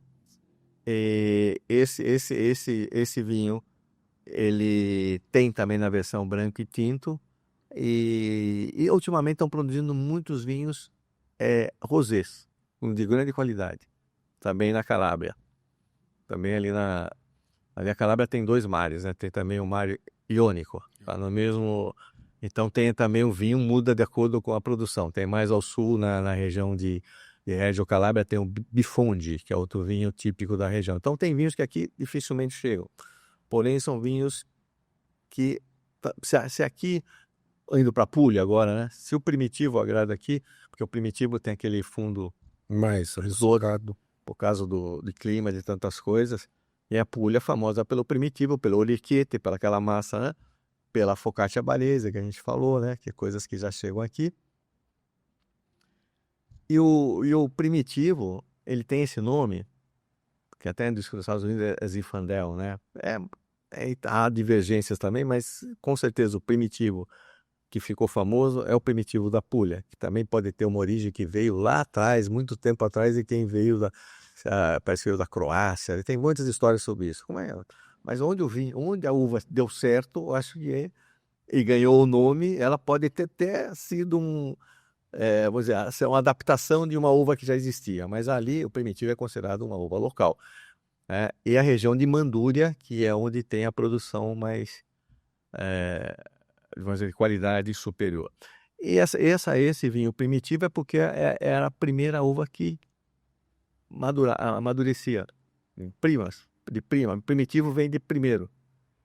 Então maturava antes. Então esse é o Primitivo. A Basilicata está ali no meiozinho ali, está no lado da Puglia e também bem próximo da Campania, né? A Basilicata ela tem entre seus vinhos o mais famoso, Aglianico de Vulturi, que a Vulturi é outro vulcão grande que tem lá, e toda aquela região produzindo um vinho tinto encorpado muito bom, que lembra também o Taurásia, porque é a mesma uva, tá? É uma região mais quente, né? Diferente. Mas está também na parte, mas é um vinho muito bom. E lá na Basilicata, eles têm uma coisa que é um pimentão, chama Peperone Crusque. É um pimentão mais comprido, doce, né? Não é pimenta, que eles fazem crusque porque eles fazem assados e ele fica crocante. Aí muito usado em comida para finalizar o prato. Em vez de colocar o queijo, que é mais caro, coloca o Peperone Crusque em cima. Que legal. Coisas antigas, né? É. Coisas antigas. E lá tem outra história interessante, e tem os romanos, que lá os romanos descobriram a charcutaria, tanto é que a linguiça chamada lucânica, que a Basilicata era a antiga Lucânia, né? Terra lá dos bosques, a Lucânia. Essa lucânica tem uma linguiça inspirada nessa lucânica que chama Lugânega, no Vêneto. Porque os romanos foram para lá e levaram isso aqui, lá deram outro nome. Mas a origem é no sul da Itália, de um produto que agora tem, que é típico do Vêneto também, né? E acho que fechamos o sul, faltam as duas ilhas. Sim. A Eu bola da bota. vamos lá para Sardenha, que está um pouquinho mais em cima. Primeiro Sardenha, o vinho típico é o Vermentino. Isso é o vinho mais solar, o branco. Mas também tem vinhos na região mais ao sul. Eles têm os vinhos tintos interessantes. Que é a uva, a Grenache, né? Que lá chama Canonal. Não. Eu já fiz degustação às cegas com Grenache, Canonal no meio, o Canonal ganhou. Porque quando não vê o rótulo... Ah, tudo muda, tudo muda. Esse é o Canonal. Esse é o tinto típico. Aí na Sicília também é uma região, uma grande produtora de vinhos, né? Na Sicília tem de tudo, mas os vinhos ultimamente que estão fazendo muito sucesso são os do Etna. Começou recentemente uma moda aqui no Brasil de vinhos de lá, né? Porque não, lá também na Itália não é tão antigo, porque era uma região que tinha pouquíssimos vinhos. Quer dizer, começou, acho que também foi nos anos 70, começou a produção, e hoje tem mais de 150 vinícolas que produzem o Etna Rosso com a uva Lerelo Mascalese. Sim. Que é uma uvinha que fica mais clarinha e tal, uma delícia também. E tem o branco com a Caricante, que é outra uva aqui. E estão fazendo espumantes maravilhosos também lá. Eu agora tive com um grupo lá ano passado na Sicília, e tinha um amigo que ia tomar champanhe. Eu falei, não, aqui comigo na Itália não vai tomar champanhe. Aí é um sacrilégio, né? Eu falei, olha, aqui no máximo você vai tomar o Ferrari, o Bella Vista, o espumante italiano. Se você quer gastar, né? Se você quer gastar. Só vamos experimentar os espumantes. Abre sua mente, né? Não, começamos a tomar os vinhos os espumantes sicilianos. Todos estão produzindo de grande qualidade. Impressionou. Sabe, com o método clássico e tal, e tomamos. Conheci. Nesse mundo a gente aprende sempre. Nem eu sabia que tinha espumantes tão bons lá. O Etna também lá é bem legal, né? É bem bonito. Eu subi lá ficar acima das nuvens, assim, é um negócio bem surreal. Com mais alto. Eu acho que eu fiz as 20 regiões. Eu falei, acho que eu viajei pelas 20 regiões. Viajamos pelas 20 regiões. Se faltou alguma, eu volto outra vez e conto. Cumprimento, falo só dessa região. Nossa, dá pra ficar horas falando de Itália aqui, né, cara? Pra mim, assim, eu tenho uma ligação muito forte com lá. Foi o lugar que eu mais visitei no mundo, assim, de dias e de quilômetros percorridos aí. Tem essa ligação muito forte, familiar com a Itália. Então, pra mim, é um prazer ficar falando de Itália. Você que é um mestre do mundo dos vinhos, né? Não, tá em casa. Aqui, eu tô aprendendo. Tem regiões aí que eu nunca tinha... Porque, assim, a gente conhece muito por cima, né? E tem umas regiões muito peculiares mesmo, né? Tem muita coisa que não chega. Então, Eu costumo dizer, quando alguém fala assim, você entende de vinho? Eu falo, não entendo nada. Eu sou um aprendiz, por isso que eu bebo todo dia. Eterno aprendiz. Eu bebi todo dia porque cada dia eu tenho, e gosto de variar. Que eu acho que aqui a gente também está tentando introduzir um evento, já faz 2 anos que nós fazemos, nos mesmos restaurantes que faz a Semana da Cozinha Italiana, a gente quer em maio fazer um aperitivo, vamos dizer, né, da Semana Italiana. Esquenta. Com a Settimana del Vino Italiano, do vinho. Ou seja, a gente vai pedir com os restaurantes, né? Já pedimos isso, que os restaurantes que vão representar aquela região ofereçam em taça vinhos daquela região. Que é o que eu falo, pô, é restaurante italiano, vamos, a gente tem tantos restaurantes italianos aqui, são poucos aqueles que têm vinho italiano em taça. Falei, se é possível que você é um restaurante italiano, você tem que colocar o vinho em taça. Até para o cliente provar. Você tem um vinho, se não gostar, a garrafa está aberta, experimenta. Se não quer, não paga. A gente tem uma dificuldade no modo geral com relação à taça aqui no Brasil, né? Geralmente é o vinho da casa, que é um chileninho barato ali. Ou um Malbec, pô, É, que não vai potente. combinar com a minha massa preferida. Entendeu? Eu acho que tem que ter uma variação. Mas isso é o restaurante que faz. Se o restaurante falar, eu lembro, tenho certeza disso. Quer dizer, se você oferece para provar um vinho que tem um nome, ó, vou falar um nome, tem um vinho siciliano chama Catarrato. Você acha que a pessoa Ah, é da Casa Mediterrânea que eles trazem Então, aqui. mas Eles o têm. Catarrato, que é uma uva que eu gosto muito. Mas você acha que o cara vai tomar um Catarrato? Sabe? Na Eu Itália não tenho, quer dizer nada, entendeu? Tem o grilo até ele toma, mas o Catarrato eu tenho dois em casa, não, Catarato lá. é ótimo, é um vinho ótimo. Só que é um vinho que o apelo de venda dele qual é? Aí eu volto para o mundo das comidas, né? Para aqui no Brasil, o cara faz uma lasanha e chama de bolonhesa. Mas a bolonhesa ela tem uma certa característica, não tem mussarela dentro da bolonhesa, não tem mussarela. Foi uma coisa que fica mais, Adequou, né? fica mais parecida com a napolitana. Tem porque a lasanha é o nome da massa.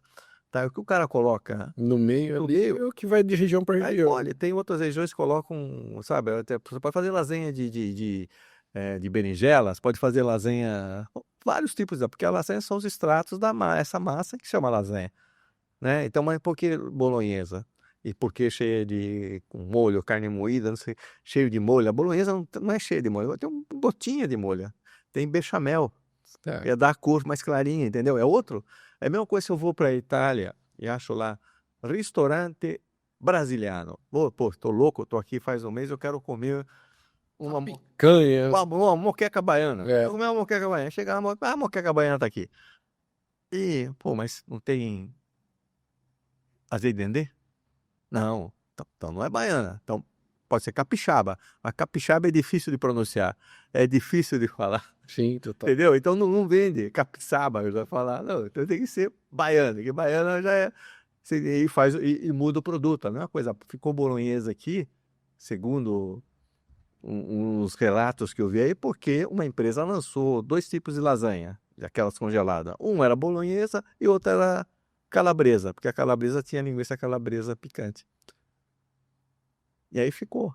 Mas nós fazemos a lasanha calabresa e pode ter certeza que não é essa lasanha que tem na Calábria. A gente pode fazer lasanha de outras formas. Nossa, eu nunca vi essa lasanha de calabresa aí. No começo, acho que antes tinha uma lasanha que era diferente. Tinha a lasanha bolonhesa e outro tipo de lasanha que tinha devia ter alguma coisa dentro que não era igual.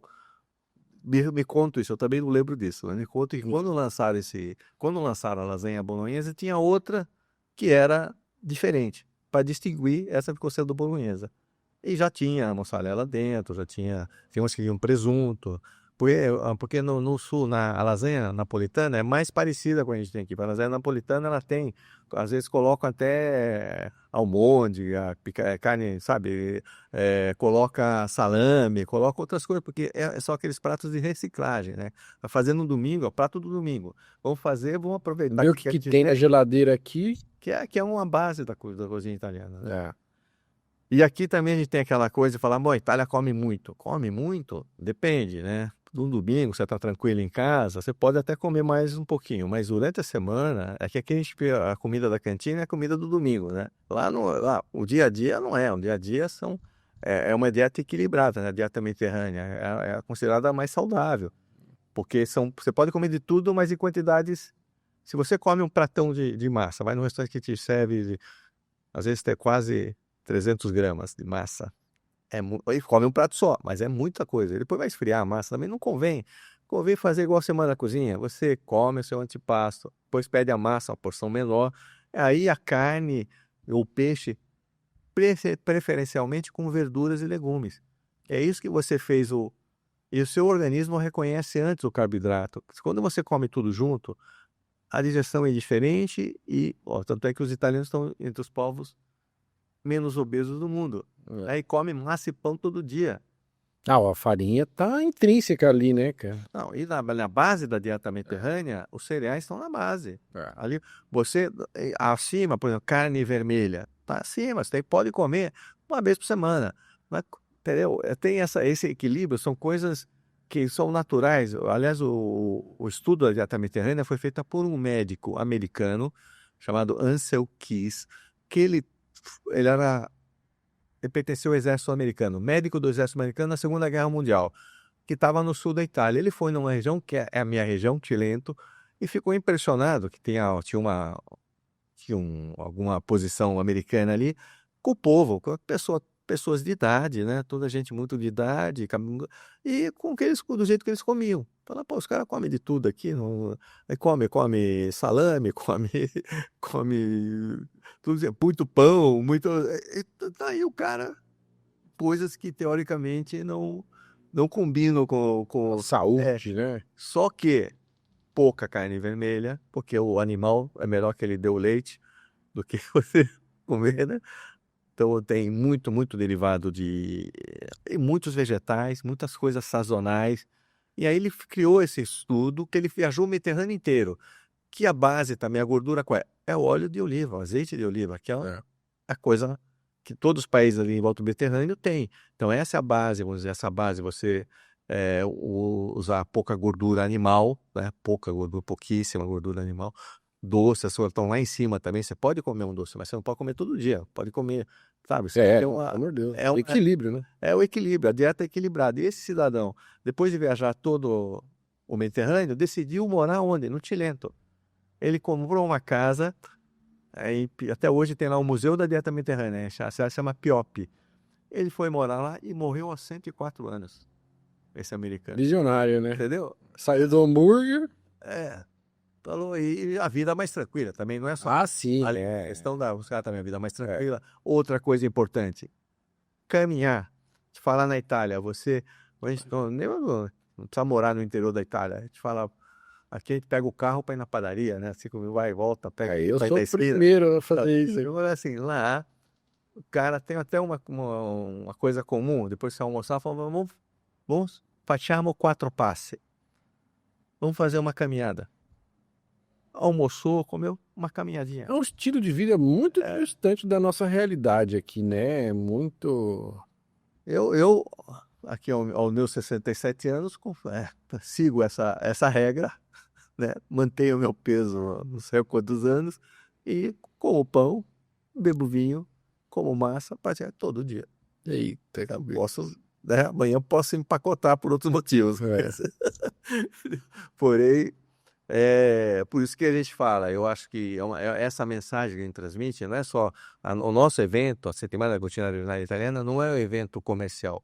Então, tem gente que cada um faz seu preço, e a subvenção maior vem do consulado, vem do governo italiano. É mais um evento de promoção institucional, ou seja, vamos promover a cultura italiana. Bom, aí, indiretamente, claro que você promove os produtos, os vinhos e o turismo para a Itália. É um- O cara fica É curioso. o pacote Eu todo. dar uma coisa para você e falar, pô, que é isso?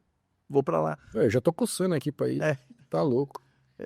E quais restaurantes estão participando esse ano aí? Então, esse ano, não vou esquecer de ninguém. Vamos começar pelo Vale da Osta. O Vale da Osta entrou um restaurante novo, que é Bottega Bernaca. Bottega Bernaca tem vários, mas esse vai ser o da Melo Alves, tá? Aí nós temos o Piemonte, vai ser o Supra, do Mauro Maia, que é no Itaim. A Ligúria vai estar no Terraço Itália, Clássico. clássico. Vem, aliás, um casal que vem de lá chama Paulo e Bárbara, o restaurante de Paulo e Bárbara, 1 estrela Michelin. Eles estão vindo pela segunda vez aqui, um casal maravilhoso. Aí, na Lombardia, vai vir o André Fugnanesi, que ele é da Valtellina, lá de cima. Ele vem e vai ficar no Piselli, Ah, Juscelino. Juscelino.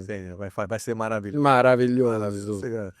Aí o Trentino Alto Adige está no Maremonte. Maremonte está de Campo Belo. Vai vir lá um jovem, também num restaurante estrelado do Alto Adige, do Aquarol. Aí do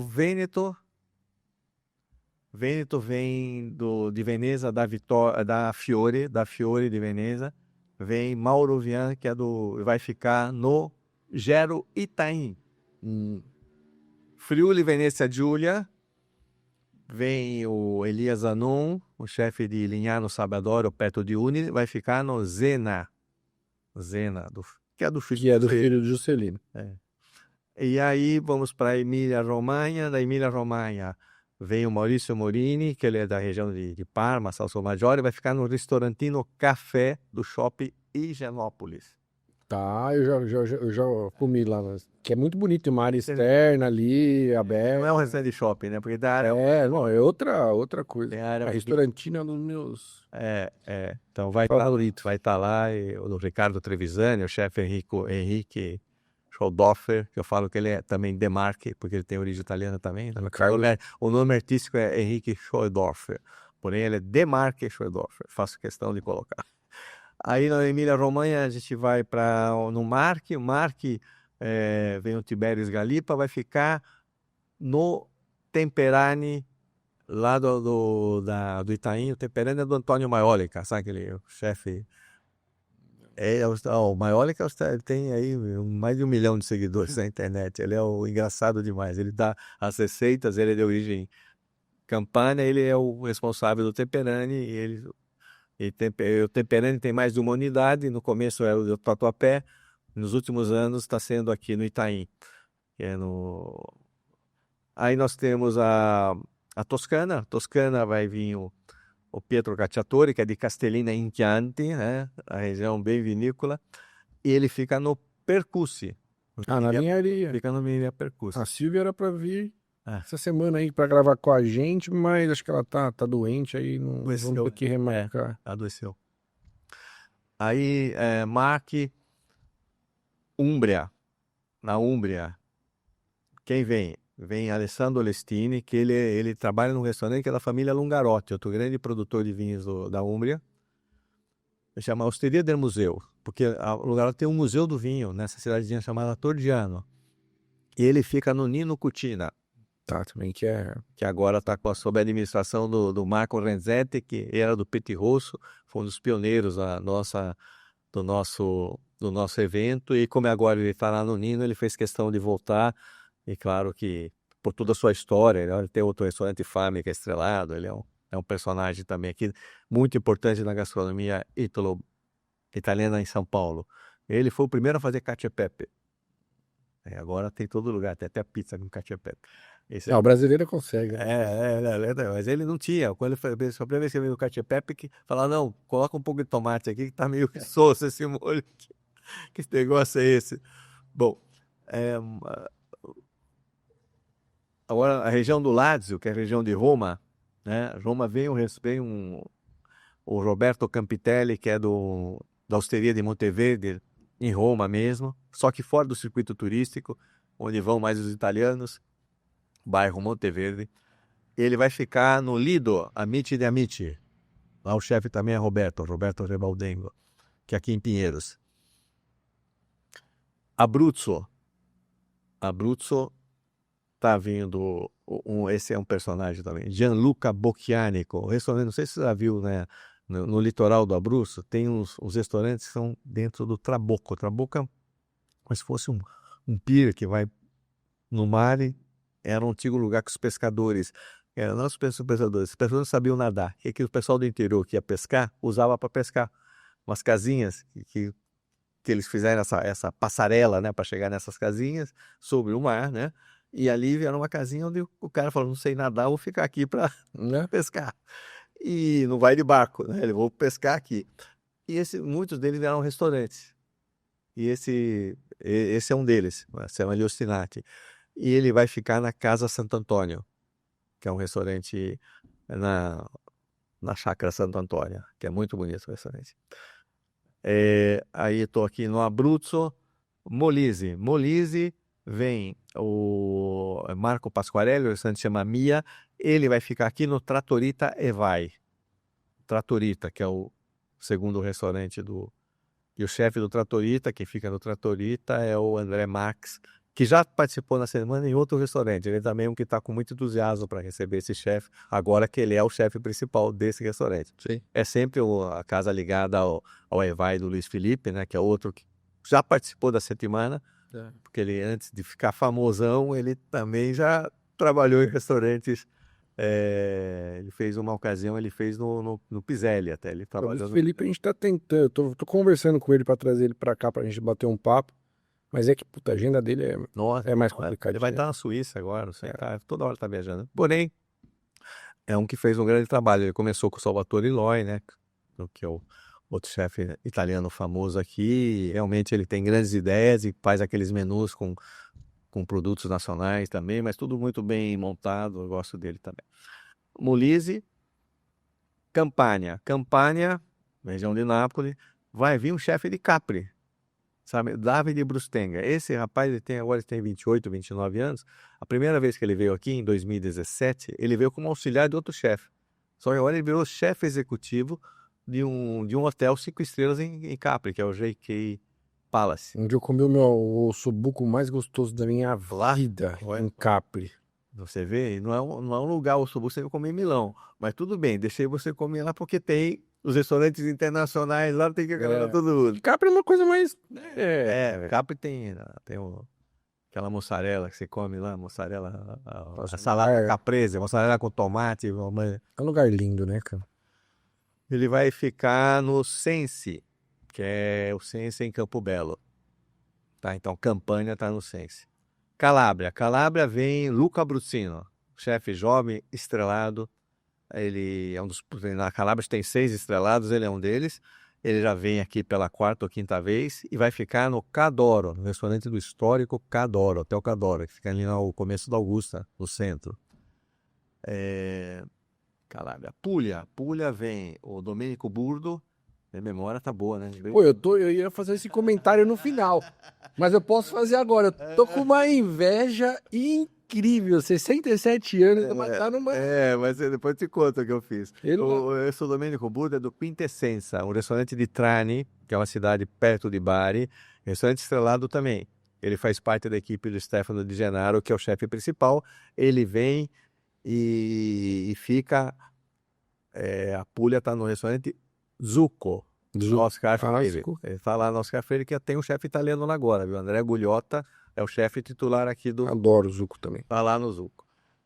Aí fechamos a Puglia, a Calabria, ali do sul foi tudo. Basilicata, falei da Basilicata? Não falei. Basilicata vem o Nicola Stella, que é de Matera, cidade histórica, cidade onde giraram o último 007. Sim. Tem aquela coisa daqueles carros lá, a cidade também foi cenário da Paixão de Cristo, de Ben-Hur, que é a cidade que parece parou no tempo, né, construída dentro das rochas, né, várias coisas. Hoje ficou uma cidade famosa até pelos hotéis de luxo. Ele vai ficar, o Nicola vai ficar no Vinário. A Basilicata é no Vinário, Alameda Lorena. Okay. Depois temos a Sardenha, o Roberto Serra, vem do Sucar do Léo, de Alba Santa, que é no centro da Sardenha. Ele fica no Santo Colomba, que é um restaurante na Lorena do Alencar. Se você não conhece, deve conhecer, porque esse é outro restaurante histórico aqui. Aliás, eles têm também, é um dos poucos restaurantes, se você levar o vinho, cobra rolha. Raríssimo. Interessante para o nosso grupo. Mas eu faço questão de pagar arroz, assim, eu acho que é em respeito ali ao todo o trabalho. Eu sei, mas eu não sei, talvez ele... É uma forma de atrair o cliente. Não, ele tem uma cliente, clientela muito fixa, né? Então, acho que chegar numa hora que... Cara, também trazem vinhos bons também, né? Se você faz um vinho assim, não sei, acho que cobra. Se for ruim, tem que cobrar. Aí cobra o dobro. Se quebrar a taça, dá um problema, né? Aí, a última, Sicília, região da Sicília, vem o chefe o Giuseppe Calzarano, que ele é de Marina de Ragusa, restaurante estrelado também, o Volta a Volta, e a Sicília vai estar no Trebiqueri, que é outro restaurante ali no Itaim, muito bom. Tá bom, né? Pô, eu tô... E aí, o que você faz pra ter essa memória boa aí? Pelo amor de Deus, cara. Eu fiquei... louco. Você acha quantas... Eu fico lá batendo bola com essa turma aqui para fazer os menus, tempão. Mas, meu Deus, é muito nome, cara, é muita gente. E você falou não só o nome do chefe, mas você falou o nome do restaurante, você falou... Onde vai ficar? Onde vai ficar. Olha os pratos. É legal, mas não exagera. Não, porque esse trabalho que eu faço realmente com paixão, eu não sou remunerado por isso. Não sou remunerado. Você tive 2 reconhecimentos do governo italiano exatamente por isso, que eu faço isso com a paixão do imigrante. O cara que chegou aqui e teve a possibilidade de alguma forma, agradecer a minha origem, agradecer aquilo que me deu, minha cultura. E ainda assim, você chegou muito novo, né? Essa ligação é muito louca por causa disso, né? Você não tem essa memória de Não, ela criança, né? cresceu porque eu queria, meu sonho era conhecer meu país. É. Na hora que eu conheci, aí ficou. Então, isso é uma coisa que eu realmente faço com grande prazer, grande paixão, e aí, estamos aqui, tô aqui hoje, aqui por quê, né? Porque a gente faz isso, senão eu não estaria aqui hoje. Né? Então, divulgar a cultura gastronômica italiana é o que me dá prazer, que me dá satisfação e me fez conhecer tantas pessoas, tantos amigos nesse setor de gastronomia. Se eu vou para a Itália, eu tenho que me esconder, porque todo mundo quer que eu vá para cá, vá para lá, porque você está aqui, não passa aqui, fica até chato, né? Mas isso é fruto desses anos todos de dedicação e paixão pela Itália mesmo. Acho que o poder da gastronomia, do universo do vinho também é esse negócio que você comentou, de ir, pô, vem aqui, vem comer, vem tomar um vinho com a gente. É um universo muito gostoso de se viver, né, cara? É muito diferente. E a gente, claro, a gente falou, aprende sempre, porque você está cada hora num lugar. E também, o que a gente faz de muito interessante é o intercâmbio. Né? O Total, pessoal tem aqui, aí as pessoas, eu levo eles para verem as pimentas que tem aqui. Eu fiz no ano passado, como a gente comemora 150 anos da imigração italiana, teve um restaurante que representou a 21ª região da Itália, que é São Paulo. A gente fez lá no Basilicata, fizemos um menu italo-brasileiro, que legal. para homenagear essa ligação grande entre o Brasil e a Itália, que está em tudo, né? Em tudo. E outra coisa importante, que isso é uma coisa que tem que ser valorizado, esse evento só dá para fazer em São Paulo. Não existe outro lugar do mundo que você consiga, primeiro, ter a adesão de 20 restaurantes, às vezes até o restaurante isso aqui atrapalha. Vou fazer o meu menu, você vai Dinâmica, né? Cozinha, você vai tudo. fazer assim, não sei o quê. Mas ao mesmo tempo, você fala, pô, tô trazendo um cara que vem da Itália, vai ficar lá, vai te dar alguma coisa, vai. Pô. Tanto é que a maioria continua, ninguém pula fora. Quem pula fora, às vezes, porque a gente tem um certo regulamento, né? É complicado, né? Não, a gente tem um certo regulamento, assim, os caras têm que respeitar certas. A gente fala, olha, o restaurante pode continuar fazendo o menu normal deles, tá? Mas ele gostaria que fosse priorizado o menu da semana com a cozinha. Que a brigada esteja ali pronta para contar a história, não a história completa do prato, mas saber pelo menos pronunciar o nome do prato, né? De que dia que vai? Começa dia 20 de outubro e vai até 26, de segunda a domingo. O episódio que vocês estão vendo aí vai entrar uma semaninha antes, então vai... Então, vai estar tudo na internet, tá? Tem o site que é Settimana Cucina Italiana, Settimana com 2 T's, Cucina Italiana, né? A gente vai colocar depois os Você- QR Codes ó, aí, tudo pro E pessoal tem o acessar. Instagram que a gente já hoje estava com 24 mil seguidores. Quer dizer, então, estamos aí, né? Estamos fazendo, e tem muita gente realmente que gosta. Eu tive ontem com os amigos, falar onde vai ser, já estou programando, já fiz reserva, porque realmente é um acontecimento, né? Pô, com certeza. E ontem teve um lançamento para a imprensa, né? E foi falado, o cônsul falou, esse é o maior evento de cultura gastronômica italiana no mundo. Não tem igual. Assim, que tem 20 chefes de cada região, é só aqui. Foi no consulado lá na Paulista? Lá Paulista, foi lá. Eu vou lá às vezes, né? Porque preciso renovar as coisas. Ficar na fila lá. Pagar umas taxas, né? Isso, quando você consegue chegar na fila, tá bom, né? O difícil às vezes é chegar na fila, né? Eu só tenho passaporte italiano, né? Então eu falei, ó, eu não posso, você tem que me atender, senão... Depois me passa o WhatsApp do consul aí que eu vou mandar uma mensagem pra ele lá. Não, tem gente que acha que eu trabalho no consulado. Eu falei, não mexo com isso não, esse negócio não é comigo não. Não, sai fora dessa seara aí, porque senão você vai... Continua no vinho, na cutina, que tá bom demais. Ô, Gerardo, e que não... Você falou que já que, pra mim, que gosta muito de vinho branco, né? O que não falta na adega do Gerardo aí? O que você tá... Então, rapaz, eu tenho a sorte que eu viajo bastante para a Itália. A gente pode trazer, normalmente, oficialmente, 16 garrafas. certo? 12 litros, 16 garrafas. Eu trago sempre. 16 garrafinhas 16 ali. garrafas, tranquilamente. E eu claro, tem um limite também, não vou trazer vinhos caríssimos, né? Mas Ah, sim, né? O que o bolso paga, né? mas eu trouxe agora eu pego um de cada região também, viu? Eu falei, faltam 4, mas como eu viajo 2 vezes por ano, dá para eu fazer as 20 regiões. O que eu gosto de mostrar é exatamente isso. Falo, olha, essa uva aqui é típica, tem uma uva pecorino, essa uva pecorino. Que vai bem com queijo pecorino também. Então, mas essa pecorino é uma uva branca, né? Que ela é típica de Abruzzo e Marche, tá na divisa deles ali. E por que chama pecorino? Porque diz que a ovelha, pécora, comia as uvas. As E uvinhas. virou pecorino. Fui para Calábria. Lá é pecorara. Mudou o nome, mas a mesma. Você vai fazer um clone, sei lá. Mas a mesma ideia. E esse agora eu descobri em março passado. Que lugar que você não foi, né? Da Itália, cara? Todos. Pelo amor de Deus. Eu falo assim. Invejinha boa aqui tá matando a galera. Esse ano eu exagerei, eu fiz, porque o meu trabalho também exige que eu viaje. Esse ano eu fiquei 55 dias na Itália. E agora bati meu recorde negativo, que eu fiquei só 6 dias, porque eu tive que ir num congresso e voltar.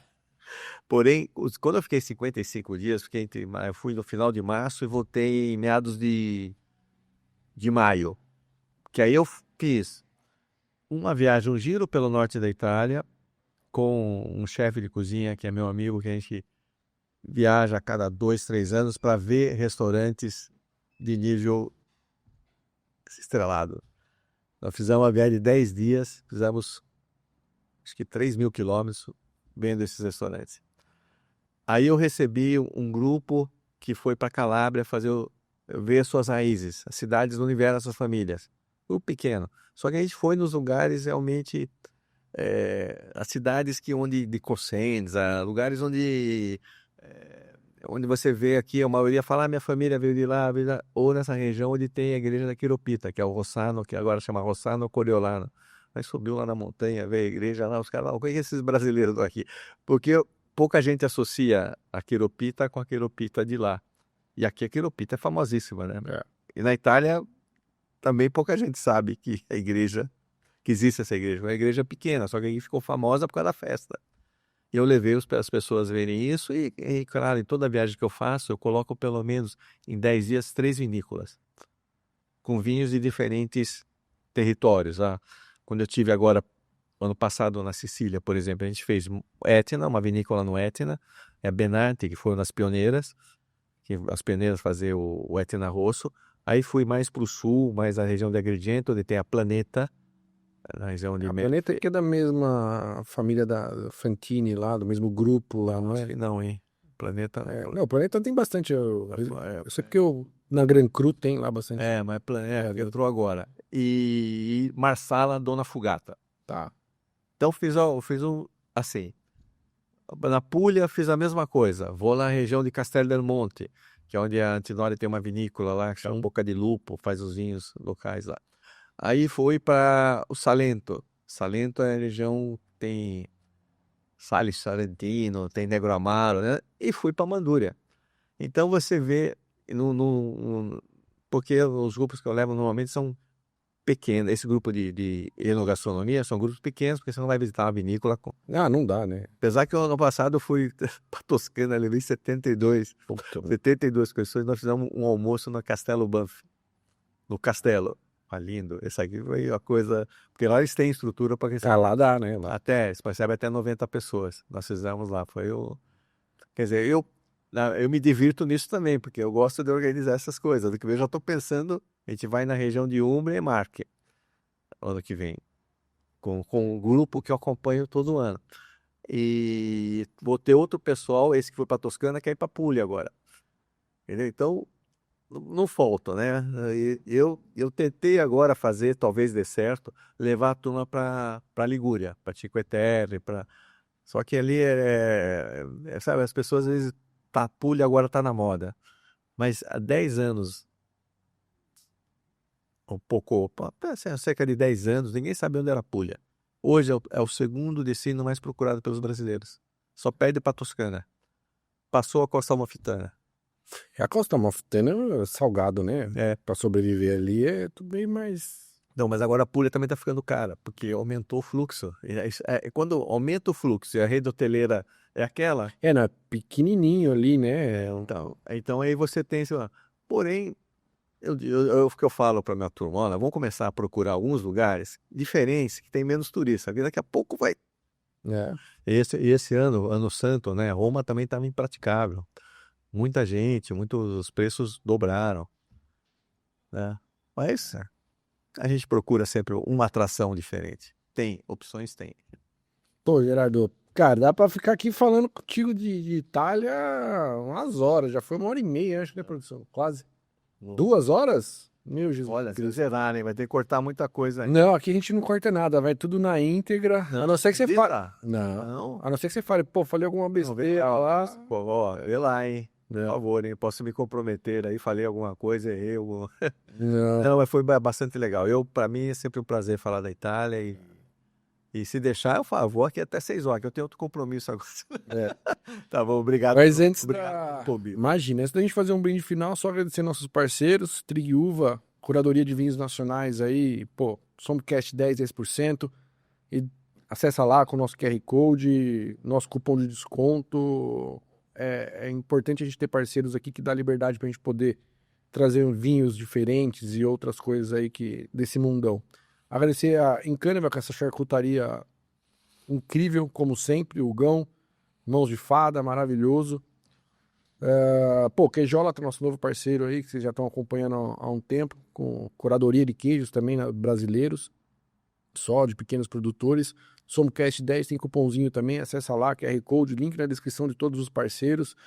Tem também aí o QR Code de todo o evento, das redes sociais do Gerardo. Então acessa bonitinho, vamos participar, porque vale a gente dar essa valorizada no que a gente tem de melhor da Itália, né? E, pô, esse giro pela Itália dá vontade de ir em todos, né? Só o bolso que não vai permitir.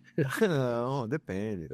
Fora da estação, entendeu? Tem meses mais no friozinho, dá para viajar pagando menos. Mas é isso, Gerardo. Pô, obrigado de coração por toda essa aula que você deu aí de geografia, de culinária, de vinho. Saúde. Obrigado. Obrigado, agradeço de coração. Obrigado.